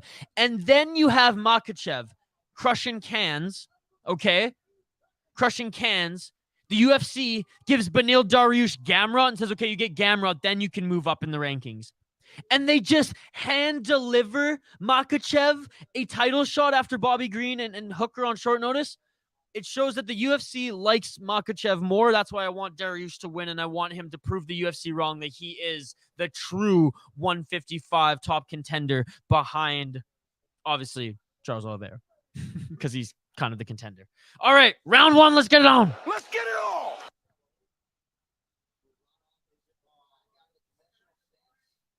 Borralho, he's such a character, too, to his opponent. He likes to talk. Doomsday, what's going on? Doomsday, so happy to see you again, brother. Prohaska Teixeira was just announced. How's it going, Doomsday? I hope you're having a great day, buddy. Look at that. Look at that. I love our community here. You are all amazing. That shit beautiful than a motherfucker. All right, live play-by-play, live reaction, live interaction, and commentary for all you folks. Like the video, drop a comment in the live chat. We're almost at 50, folks. All right, both these fighters just bouncing around. I like Borralho's stance. Oh, and Borralho bounces in. They're both taunting each other now. Borralho gave him the na-na-na, and Muradov just went, High kick by Borralho, and it misses. Good duck by Muradov.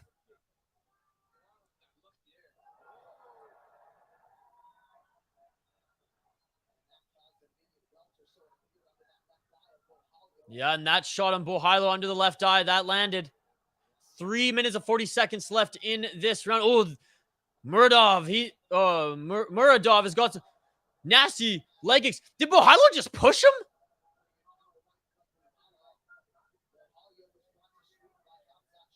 So Borralho was actually brought to Sweden by Khamzat Chimaev and now trains with them over there. I do like Borralho's style. And I'm a fan of him just as like a fighter and a personality. So rooting for him and hoping he wins this fight. But Muradov's looking good in the opening frames. 3 minutes and 17 seconds left. Yeah, Doomsday, who do you got? Charles or Islam? Oh, and Borralho goes with a beautiful takedown. Beautiful takedown by Borralho. Beautiful takedown, and already, he tried to get the hooks in, but a good job by Muradov. Borralho, though, flattened out Muradov there. Unlike what DC said, I don't think Borralho necessarily wanted to flatten him out. I think he wanted to turn and grab his back there because he was trying to get some hooks in. There were rumors early on, but no, he's in Abu Dhabi right now. Yeah, there you go. He had some visa issues, like leaving the first time upon arriving after his last fight, but that was about it. Like it was nothing crazy. Borralho on top in the guard of Muradov.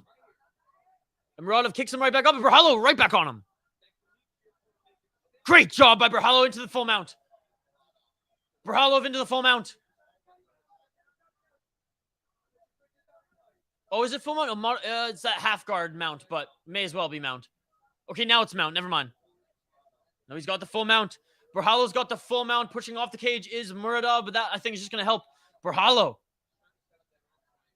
Borralho's going to set up an arm triangle. Just get up Tito Ortiz style and start smashing him.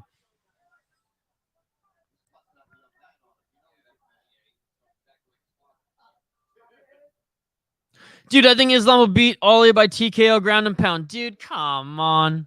Come on. Dude, this is Charles Oliveira. When you go to the ground with him, you lose. But fair point, and I won't dig into it that much.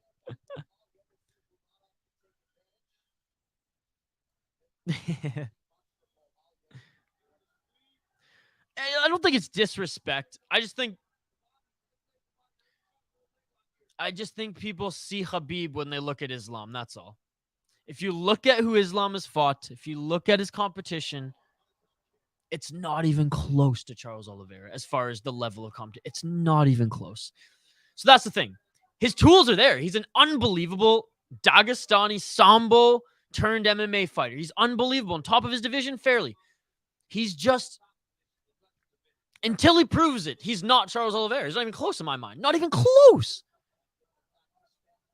But that's just me. That's just me. I respect everyone's opinion. And I like that everyone here, especially in our community, doesn't always agree on things like that, because it almost makes it funner to watch the fights when we all have like different fighters that we're rooting for. The champion has a name, and his name is Du Bronx. Agreed. I think I was gonna say Tom. I think Sean Brady knocks him out. Muradov gets warned about his fingers. Muradov on top of Borralho, laying down the ground and pound.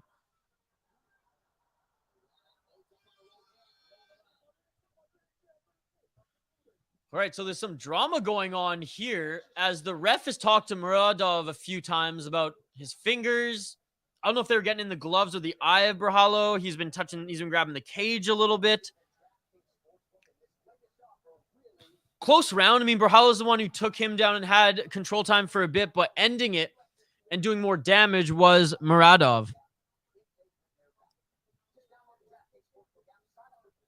I'll get right back to the comments in a sec here. I just want to check out the stats here. Okay, so 40 shots thrown by Muradov, 25 landed, only 6 significant, 4 to the head, 1 to the body, 1 to the leg, 1 minute and 30 seconds of control time. Borralho, 18 shots thrown, 13 landed, 12 significant, so double that of Muradov. 8 to the head, 1 to the body, 3 to the legs, 1 minute and 36, so more control time, and 1 for 1 on the takedown. Borralho won that first round. That left eye, Borralho, seems a little bruised and battered. All right, round 2. Let's get it all. Don't say that, Isha. I need Belal to win. Hey, I want you to win money. So I hope you win money. I think Sean Brady can finish him. 10-9 Borralho. I agree. Yo, Kyle, what's going on? Swallowed by the Sea. Kyle Mudge, the co-creator of this channel. He does all the editing on the vlogs.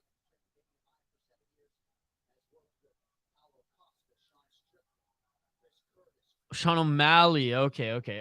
Yeah, no, I think Sean O'Malley wins, and if he does, it's like in the first or second. It's in the first or early second round. Jan is one of those fighters that, like, the longer he goes, the better he is. But maybe his camp was to be more explosive. I don't know. Jan is the better fighter based on his resume and everything.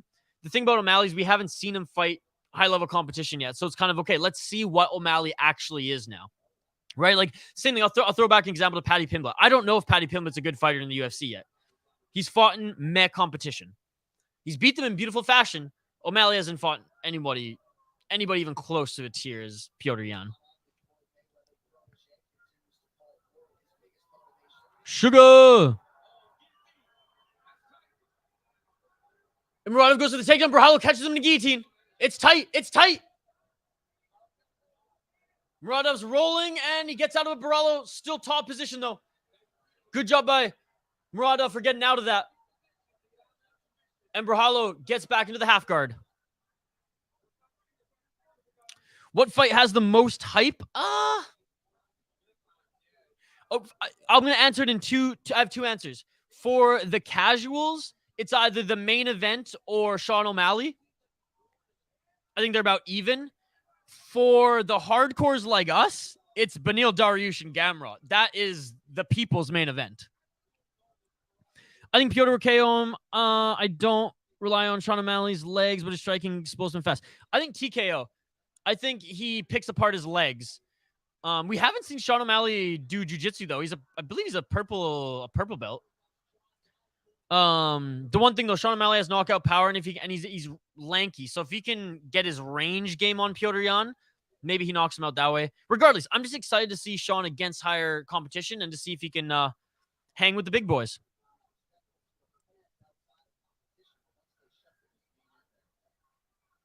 Yep, Payne was saying he thinks fight tonight will be TJ Aljo. Brady after decision, in my opinion. Belal rearranged face, no disrespecting. Only way I see Yan winning is leg kicks. Yep. And Muradov is on top of Borralho again, a lot like what happened at the end of the second round. Borralho, a solid jiu-jitsu practitioner, though. Going to have to use his grappling here to maybe set something up, as Muradov is very much the wrestling.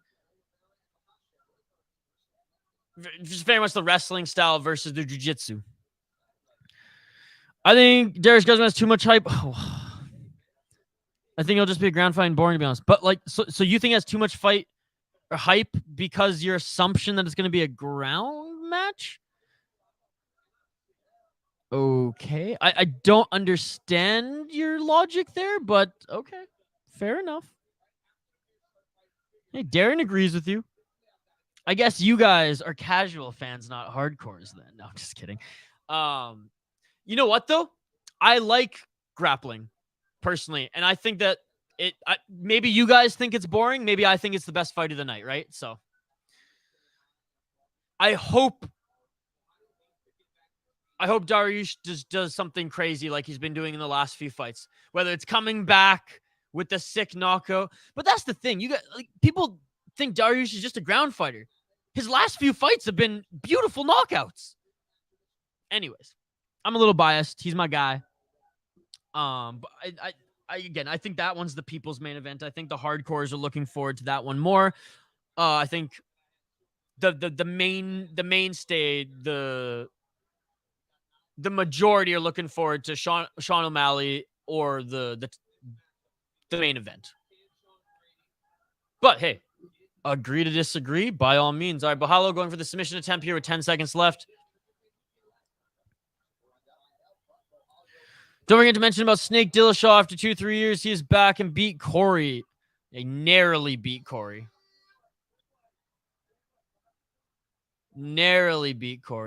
I will give credit where credit is due. He got injured in that fight and he still beat Sandhagen, but I had that fight really close, and I think even Sandhagen said that he thought he did enough to win in that one. I thought Sandhagen won split decision, but when TJ won, I was like, you know what? He was on one fucking knee. Credit to him. I definitely like grappling after that fight in one championship, but MMA grappling ain't like that.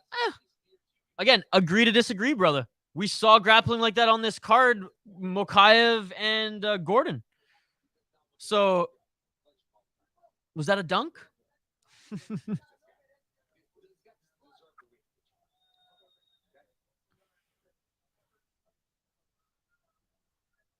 I like this type of matches. Askren versus Maya. Armin versus Gamrot. Armin Tsarukyan versus Gamrot was unbelievable. That was a tremendous fight. I think Beneil and Gamrot will stand and bang for a while. And I think when Gamrot goes for the wrestling, Dariush is going to surprise him. But again, that's just me. I really like Beneil Dariush. He's one of my favorites in that division. All right, round 3, folks. Let's get it on. So I will admit bias right off the bat. How does O'Malley win? Just using the reach advantage, wait to get a counter strike? Hell yeah, that's it. That or his jiu-jitsu surprises us. Because, I mean, he trains with Tim Welsh. Tim Welsh is a solid jiu-jitsu practitioner. I know O'Malley's super stoned every time he's rolling. Nice right hook by Muradov. But kind of like what O'Malley did. Who's that one veteran with the mustache? Fuck, what was his name? But you know how he faked with the right and then just boom left when he had the opening? I think O'Malley's really, really good at finding his shots, and he's massive for that division. Isha's like the kryptonite to all my hot takes. Well, I got to make this interesting, right, brother? I can't just agree with everything you say. But like I said, it makes for fun conversation. Decision? Right on cue. No, I don't think Gamrot's fight will be boring at all. That'll be a good one. The pace in that one's going to be stupid. Like, as both of them fight at a stupidly high pace. Oh, and Muradov is actually getting the better of Borralho here. Goes with the 2 strikes, the 1-2, and the takedown. Borralho really going for that guillotine, though. It's not deep enough.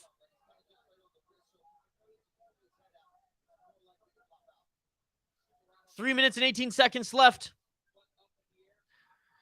I think the fight's pretty close right now, folks. I think Borralho won that first round. Okay, here we go. Borralho on top. Top position now. Full mount. Trying to maybe go for the arm triangle here is Borralho. Borralho did an excellent job of getting into top position now. He has 2 minutes and 48 seconds to work. And honestly, these are the most important 2 minutes and 40 seconds of this entire fight, folks. Borralho has to prove that he just has to do more damage here. Stay in this position. Oh, and a great job by Muradov pushing him off. Unable to get up, but damn. Again, the shot I said about Gamrot, I don't think it will be bad, just not fight of the night. You literally said it was going to be boring. Jan is the only master of boxing in UFC, just thinking out loud.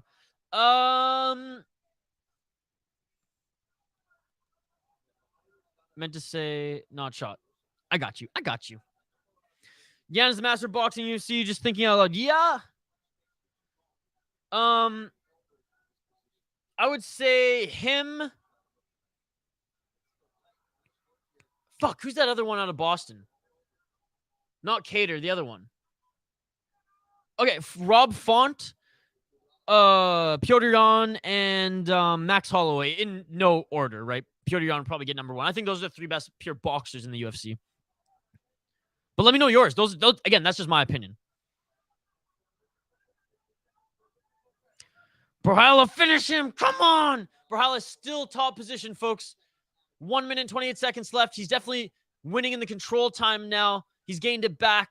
Whatever he lost in that second round, I mean, he's doing a good job of finishing strong here in the judges' scorecards. And back into the rubber guard of Muradov. And he reword. The beer's getting to me. Shit, I said I was going to crack a beer at noon. I'll crack a beer before this next fight. It won't be boring. No, I understand what you're saying, Payne, and I apologize. I'm just teasing you a little bit. We're all having fun here, right? I get what you're saying, and I have a friend like that too, Kyle, in the stream. He's not a submission grappling guy at all. He likes fight. He respects it. He understands why it's essential to mixed martial arts, but Kyle's all about the Muay Thai. Kyle's all about the stand-up, and I get it. That it's not for everybody.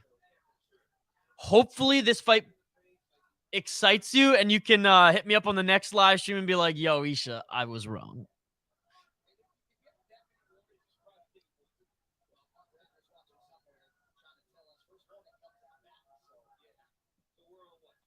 All right, Muradov still is getting a bunch of warnings for finger infractions by grabbing the cage, I think grabbing the gloves. 10 seconds left. Borralho still on top. He's ending this fight strong now, just laying down some ground and pound here. Some elbows, some shots. I mean, great job by Borralho. I really think Borralho had a game plan, and that's it. Had a game plan coming into this and wasn't able to execute it perfectly, so he adjusted on the fly, and I think he did a tremendous job of doing so.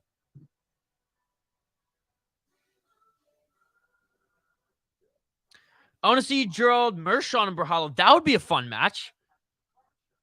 fight, but it would be a match. As you know, there'd be some submission attempts. I like Gerald Mershon, man. What is he? How many submissions does he have? The most submissions in his weight division? What color is your Bugatti, Andres? The color of money, bro. Exactly that. That's amazing. That's amazing. All right, who do you folks think won that one? I think Borralho did. Let's take a look at the live stats here. 104 strikes thrown by Muradov, 76 landed, to only 10 significant. Out of 76 strikes landed, only 10 were significant for Muradov. 10 to the head, 6 to the head, 3 to the body, 1 to the legs, 4 minutes and 44 seconds of control time, 2 for 2 in the takedown. Borralho, 68 shots thrown, 53 landed, 30 significant, 23 to the head, 2 to the body, 5 to the legs, 5 minutes, 32 seconds of control time, 1 for 2 on the takedown, and 2 submission attempts. He's winning this fight.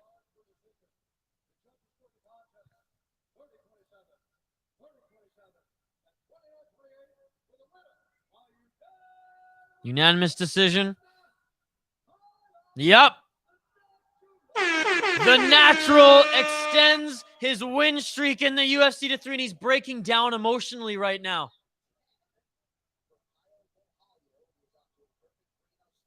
3-0 start in the UFC. Great display of respect by both of these fighters. Well-deserved win. Faced some adversity in that second round. And like I said, I think he had a game plan going into this, and it was nullified really quickly. But now we have, honestly, what should be on the fucking main card. But, you know, UFC has to be diverse, and I understand it. But put, like, fucking Valentina then on the main card, not fucking Chookagian and whoever the fuck else the lady is. Chookagian missed weight, too. Belal Muhammad, Sean Brady next, ladies and gentlemen. The main event of the prelims, the featured prelim. And we have Remember the Name against Sean Brady, which Remember the Name is the dumbest fucking nickname ever. But anyways.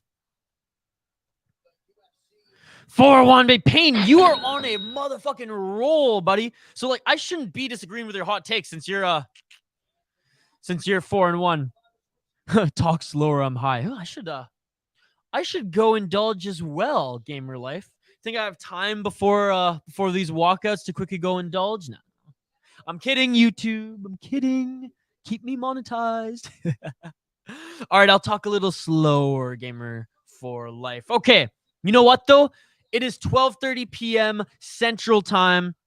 It's time for me to grab my first beer of the day. So, before we highlight both of these fighters, before they walk out, we're going to take a quick break here. Please don't go anywhere. Share this link with your friends if you think they dig my vibe too. Like the video. Just share it with your friends and just try to get the video to 50 likes. Because if we get 50 likes on the video, we're giving away a prize to some lucky fan in the live chat. So give me 2 minutes. I'm going to go grab a beverage. We'll be right back here for the featured prelim, baby. Let's freaking go. Belal Muhammad, Sean Brady, live here on the City Life Project YouTube channel.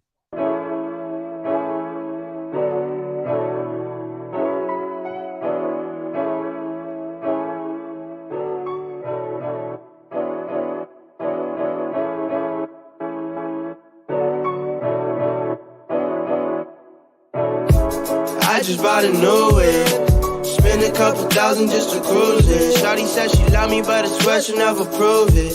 I never tell her, but I put it in the music. Well, that's okay. All I wanna do is make the best of my whole day. Thank the Lord up above. Get the cream on the side. Make you laugh to know it. That's the stuff that I love. La, la, da, da, da.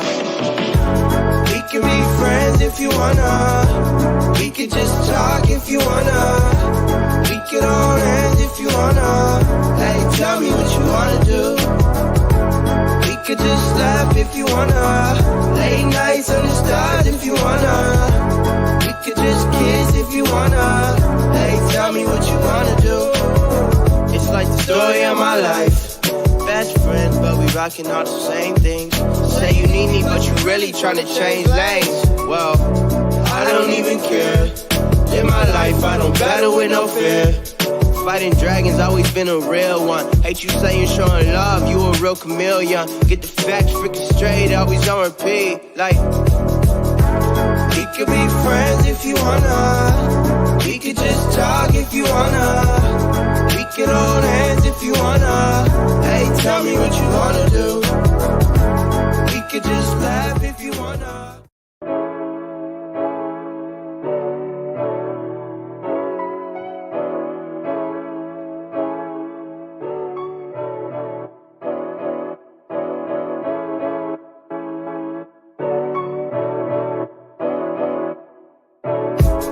I just bought a new whip. Spend a couple thousand just to cruise it. Shawty said she love me, but I swear she'll never prove it. I never tell her, but I put it in the music. Well, that's okay. All I wanna do is make the best of my whole day. Thank the Lord up above, get the cream on the side, make you laugh to no end. That's the stuff that I love, la da da da.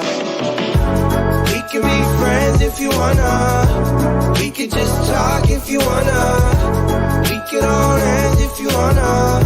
Hey, tell me what you wanna do. We could just laugh if you wanna. Late nights on the stars if you wanna. We could just kiss if you wanna. Hey, tell me what you wanna do. It's like the story of my life. Best friends, but we rocking all the same things. Say you need me, but you really tryna change lanes. Well, I don't even care. In my life, I don't battle with no fear. Fighting dragons, always been a real one. Hate you saying showing love, you a real chameleon. Get the facts freaking straight, always on repeat. Like, we could be friends if you wanna. We could just talk if you wanna. We could hold hands if you wanna. Hey, tell me what you wanna do. We could just laugh if you wanna.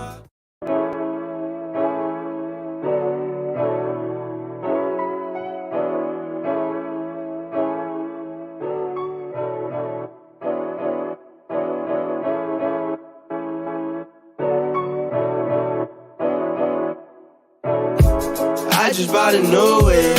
Spend a couple thousand just to cruise it. Shawty said she love me, but I swear she'll never. All right, ladies and gentlemen, we are back live here on the City Light Project for the featured prelim match against Belal Muhammad and Sean Brady. I got a Waconia Brewing peanut butter or chocolate peanut butter porter for this one. A great way to start the day. Let me know your predictions for this one in the live chat, folks. Cheers is right. Let's freaking go. Sean Brady's got some sick tattoos as well. As they're being announced in the center of the octagon, we will go over them as well here, folks, as we love to highlight the fighters, show them some love, and educate some of the casual fans a little bit on who they are and what their record is, etc. Starting with Belal Muhammad, 21 wins, 3 losses. He's 34 years old. 4 KO, TKO, 1 submission, 16 decision, 1 no contest. He is on a 2, 4, 6, 7 fight win streak. He beat Vicente Luque, Stephen Thompson, Damian Maia, Diego Lima. They're the noticeable names. The rest of them are just kind of cans. Looking at his opponent, Sean Brady, 15-0 out of Philadelphia, Pennsylvania, 29 years old, 3 KO, TKO, 4 submission, 8 decision. He beat Michael Chiesa by unanimous decision in his last fight, Jake Matthews, Christian Aguilera, Court McGee, and Ismail Nurdiev in his last UFC fights. Let's take a look at the odds quick before we get back to live play-by-play, live commentary, live reaction, live interaction with all you folks. Minus 140 is the slight favorite for Sean Brady. Belal Muhammad plus 120. Round 1 featured prelim. Let's get it on. Let's get it on. The number 4 ranked Muhammad against the number 10 ranked Sean Brady. Come on, Belal. Get the grit. I don't even know what you said there, but all right.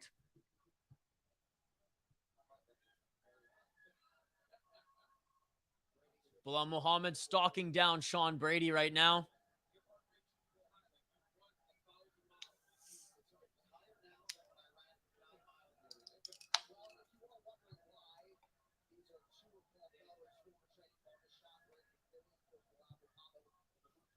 That's cool. Paul Felder, both of his training partners.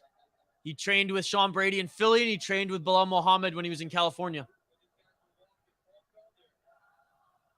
They're both just exchanging some small combos here. Belal striking looking a lot better than it has. You know, we saw it get a lot better against Vicente Luque. Vicente Luque is one of my favorite fighters. He's very, very exciting, win or lose. Hey, bro, just opened a beer and sparked a fatty. Let's go. Let's go. Again, this is a big step for Sean Brady too, folks. Belal Muhammad really wanted to be on this card. He didn't have to fight someone in the lower ranking or ranked lower than him, but he's a beauty and he did. John Mackey, again, shout out to you, bro.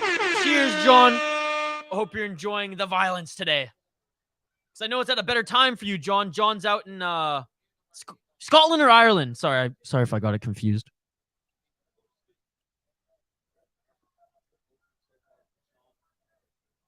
I know Ethan's from England. Luke's from Ireland. So you're Scotland, right, John? But John, it's been a little while. I know you said what's up yesterday. It's good to see you, brother. I'm glad you're back here. For some of the new folks in our live stream, John, he's a regular. John likes to party as much as we do. Payne, you smoked all of yours yesterday, but you got some beer, so that's all right. That's all right. Isha thought you weren't drinking till hockey. Yeah, well, I changed it up. I said at noon I'd crack one. It's 12:41. Fuck it. UFC 280, baby. Let's freaking go. Scotland, bro. I knew it. Absolute beauty, John. Thank you for the support as always, brother. Guys, let's get this to 50 likes. If we get this video to 50 likes, we will give away some prizes. Oh, a nice left hook by Sean Brady. I was feeling some FOMO, Payne. I had to join you in the beer drinking.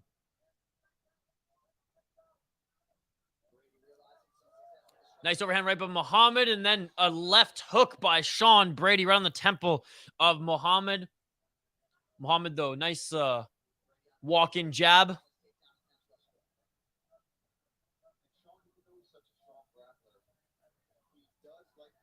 Sean is huge. And it's funny because both of these guys are grapplers first and foremost too, but they're standing. They're standing and striking, and that's what you want to see. Keep the comments coming, folks. This is a comment-driven live stream. You all are amazing. Love interacting with you. Like the video. Vote in the poll question. Let me know who you voted for. Muhammad's been the one stalking Brady pretty much this entire fight. Landing, too. Nice right hand by Brady. And a left jab by Brady, and I think that opened up a cut under the right eye of Muhammad. Nothing significant, though. Belal's looking good on the feet, guys. Belal's looking damn good on the feet. This is exciting. I mean, Belal's no spring chicken, 34 years old. This is his run. This is his run to the title. I picked Brady to win this one, but I'm all about a good fight. I'm all about seeing fighters progress. And Belal's looking damn good in this fight. Not to say Brady's looking bad. Belal's just, he is sharp. And he's putting on the pressure. Nice overhand left. Yeah, Belal's going to have to keep his hands up, though.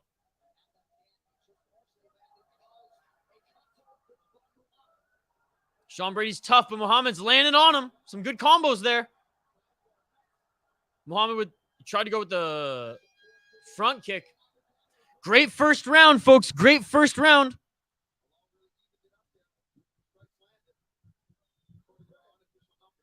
I'm buzzing to see Jan smash the whore and Charles smash Islam. So you don't like Sean O'Malley? Belal 10-9, no cap, 100%. Yo, Belal's looking damn good, man. Belal's looking damn good. Nothing but respect. He's got Habib in his corner, too. Get the fuck out of here. No wonder he's doing well. More damages on Brady's face, and, straight up Belal landed more. Let's take a look at the stats here. 86 strikes thrown in that first round. 86. That was as much as Borralho threw in the entire fight in the last fight. 24 strikes, 24 landed, 18 to the head, 4 to the body, 2 to the legs. Brady, 61 strikes thrown, 23 landed, 23 significant, 14 to the head, 1 to the body, 8 to the leg. So pretty much the same as far as the stats on the output, but you said it. Belal Muhammad, octagon control. He was the one setting the pace. He was the one moving forward. He was the one landing the better shots out of those ones. Come on, Belal. You got this, brother. All right, round 2. Let's get it on. Let's get it on.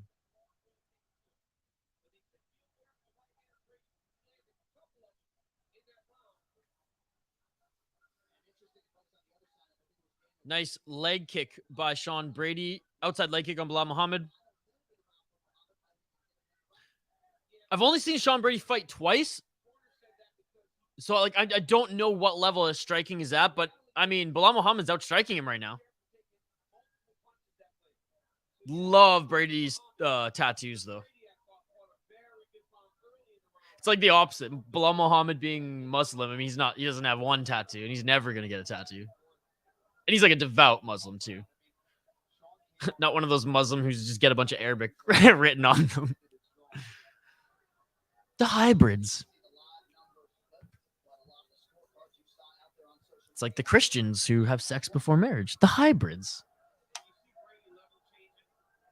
Or you could just be a normal person. But we won't get into that. 3 minutes and 48 seconds left. Like 2 sips of beer, and already Isha's getting political. 3 minutes and 38 seconds left. Center of the octagon in both these fighters. Brady with a good left jab.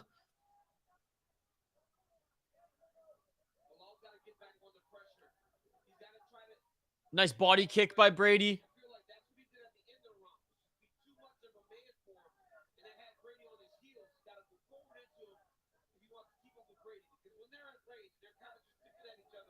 Oh, and that was a good combo by Sean Brady. A 1-2 started with the left jab. The right hand landed. Belal's got a hell of a chin, though, man. Man, Belal's striking looks really, really good against someone like Brady, he's noticeably bigger. I mean, Muhammad's fucking lean and has a lot of muscle. But look at Brady, man. He's the bigger guy. Belal's counters are looking good. His pressure's looking good. He's in and out. Belal's doing a very good job of getting in and out with that jab. 1-2 or Superman jab, something like that. A walk-in jab combo.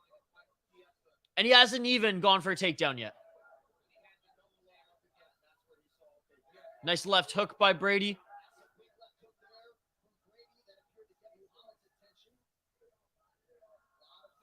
Brady going for the takedown. Great defense by Muhammad. Belal's going to win with points, but hey, this is a fight. This is a scrap. Sometimes you see guys just win on points and it's like, it's not a scrap. This is a scrap. I'm here for it. Let me know how you're digging this fight, much like John did, guys.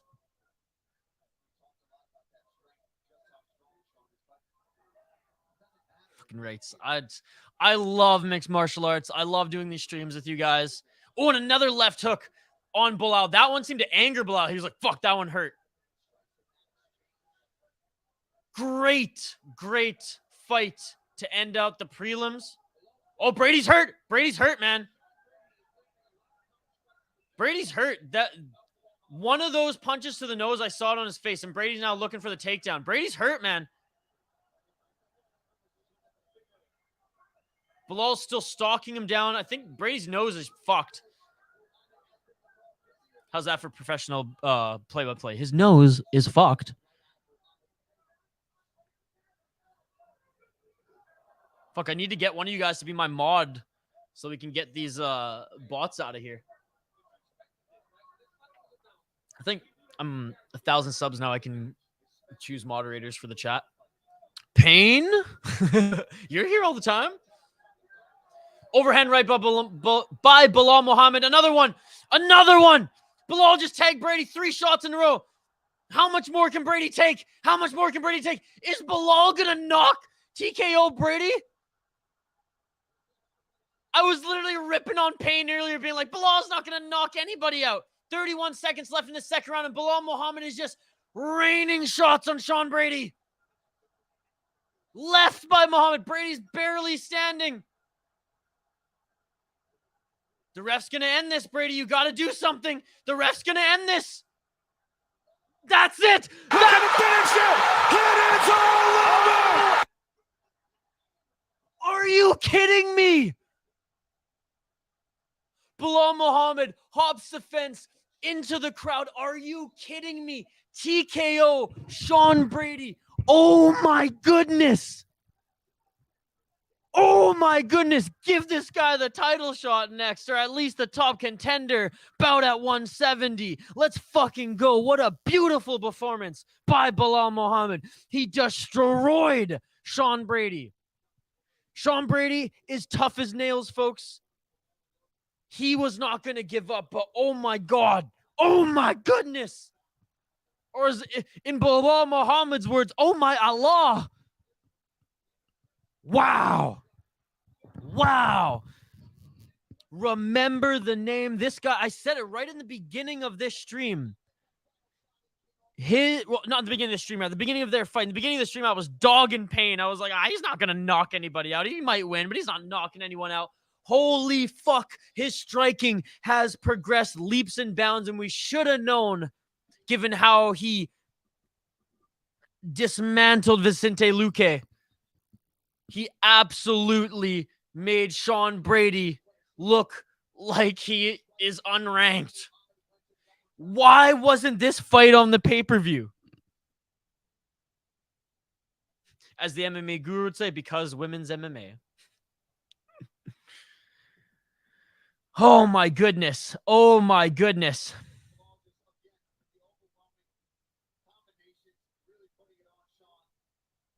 Unbelievable. Remember the name. Payne, gotta try to order the pay-per-view now. Wish me luck. I will be back. Wow. Wow, indeed.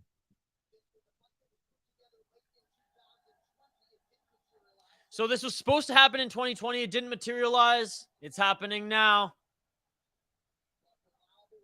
Belal Muhammad is jacked up. He is pumped. Unbelievable stuff. Folks, where are we at with likes on the stream? Are we at 50 likes yet? Somebody let me know on YouTube. Are we at 50 likes?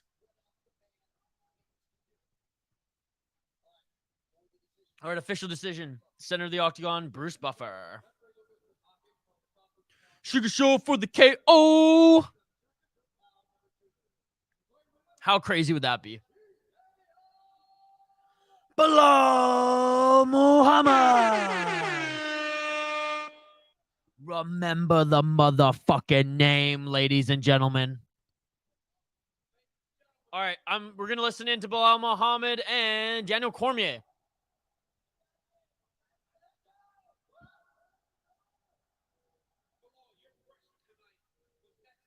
Yeah, Belal put a fucking pressure on that I haven't seen in a long time. That was in crazy pace, crazy pressure. He just did not give Sean Brady a moment to think or breathe.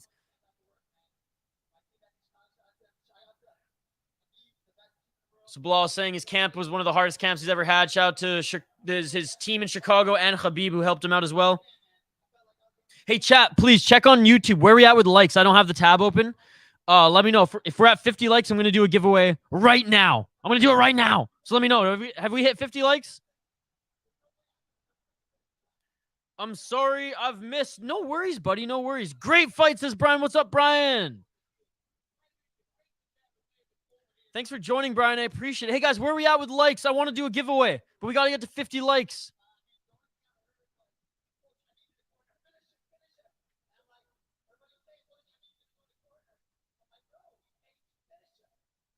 Oh, that's cool. So Belal said that he had Khabib in the corner. Everyone's like, well, what's Khabib going to do in your corner? What is he going to tell you that you don't already know? And he said when he was piecing up Brady there, he just heard Khabib say, finish him. Finish him. And he's like, honestly, if I didn't have that in my head going at that moment, I probably might have maybe not. He's like, but I finished him. 32 likes. Okay, not quite 50, but I'm glad we hit 50 last night. We were able to give a prize away. Andraj, never apologize. You've been so awesome hanging out with us here, and I hope you join us again next week.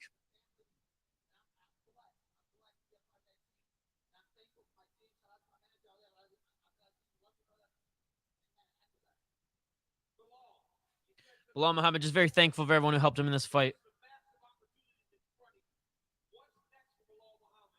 All right, what does Belal want next? Here's the call out.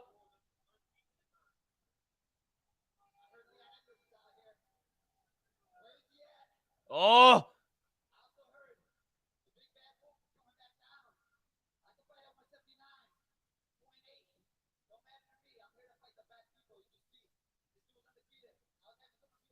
He just called out Leon Edwards.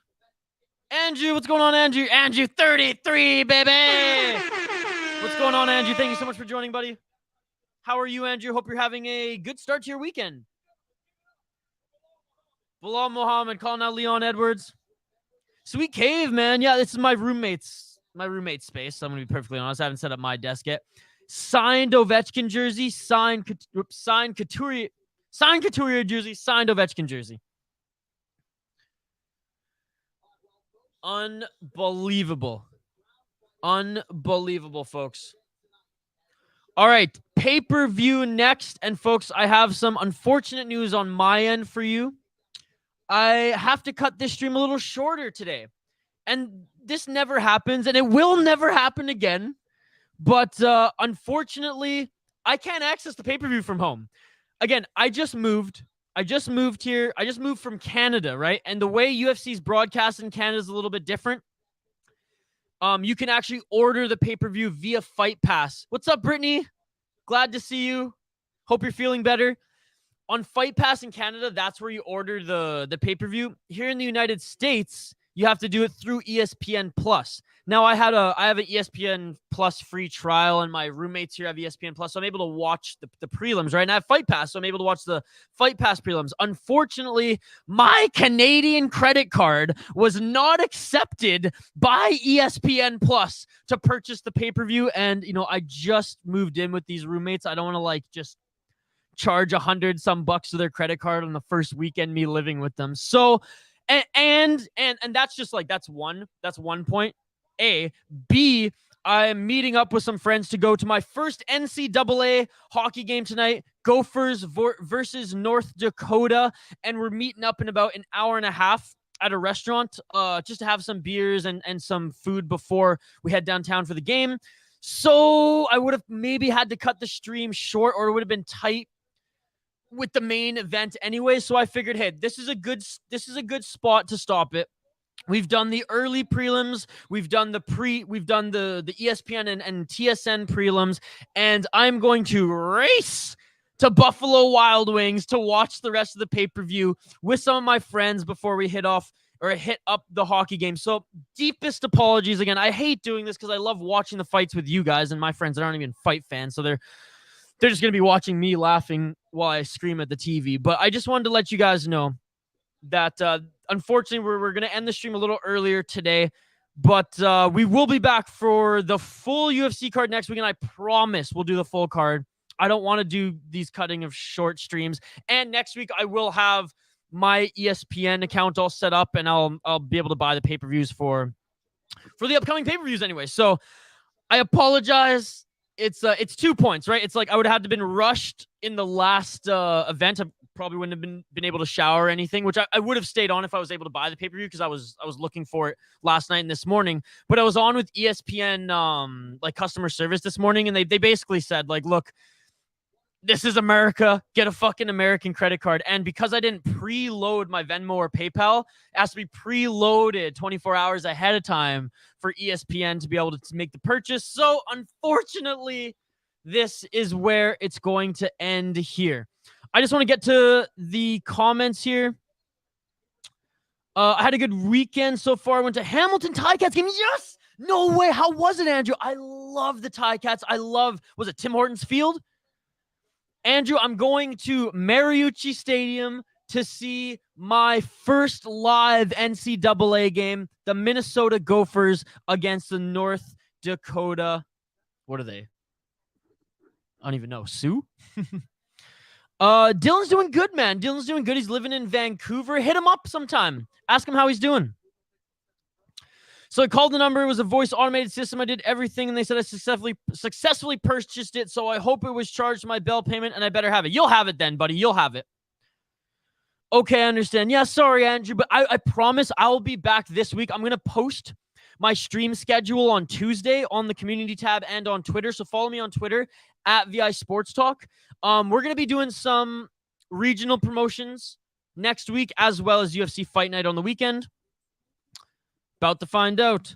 Bye, bro. Have a good one. Andrade, it was so nice to see you again, brother. Please join me on the next one. And guys, if you could do me a favor, See, I'm never going to ask you guys for donations, but I will ask you to do this. If you can comment on this video after it's posted, just say whatever you want. Even if it's bye, bro, have a good one, the same thing, or even just hi, good fights, or anything like that. It just helps YouTube push our channel into more, in front of more fight fans' eyes when there's like traction on the videos, when people are commenting, when people are liking, things like that. So for the sake of Kyle and my channel, if you could do that, that would be amazing. Again, I'm never going to ask anyone to donate. If you want to, I appreciate it. I'll give you special shout outs throughout the stream and things like that. But if you could comment on the video after it's posted, that would be amazing. It's so good. Epic game. Ticats won over the Red Blacks. I love it, buddy. Let's go. It worked. Fucking rights, Pain. How cool does Charles look? Dude, Charles Oliveira, in my opinion, is the greatest lightweight of all time. And for the swagger and for what he does in the octagon. They had last play. They kicked a field goal. Nice. All right. Last, where are we at with likes, guys? Did we hit 50? I'm going to leave just in a little bit here in a few minutes because I want to shower quick. I don't mind missing the first fight, and then I'm going to race over to the local Buffalo Wild Wings, which, by the way, we don't have that in Canada. It's a fucking hoot. Buffalo Wild Wings is a hoot. Oh, maybe there's a Buffalo Wild Wings in Toronto. Toronto has a bunch of American chains. I can't keep up with it.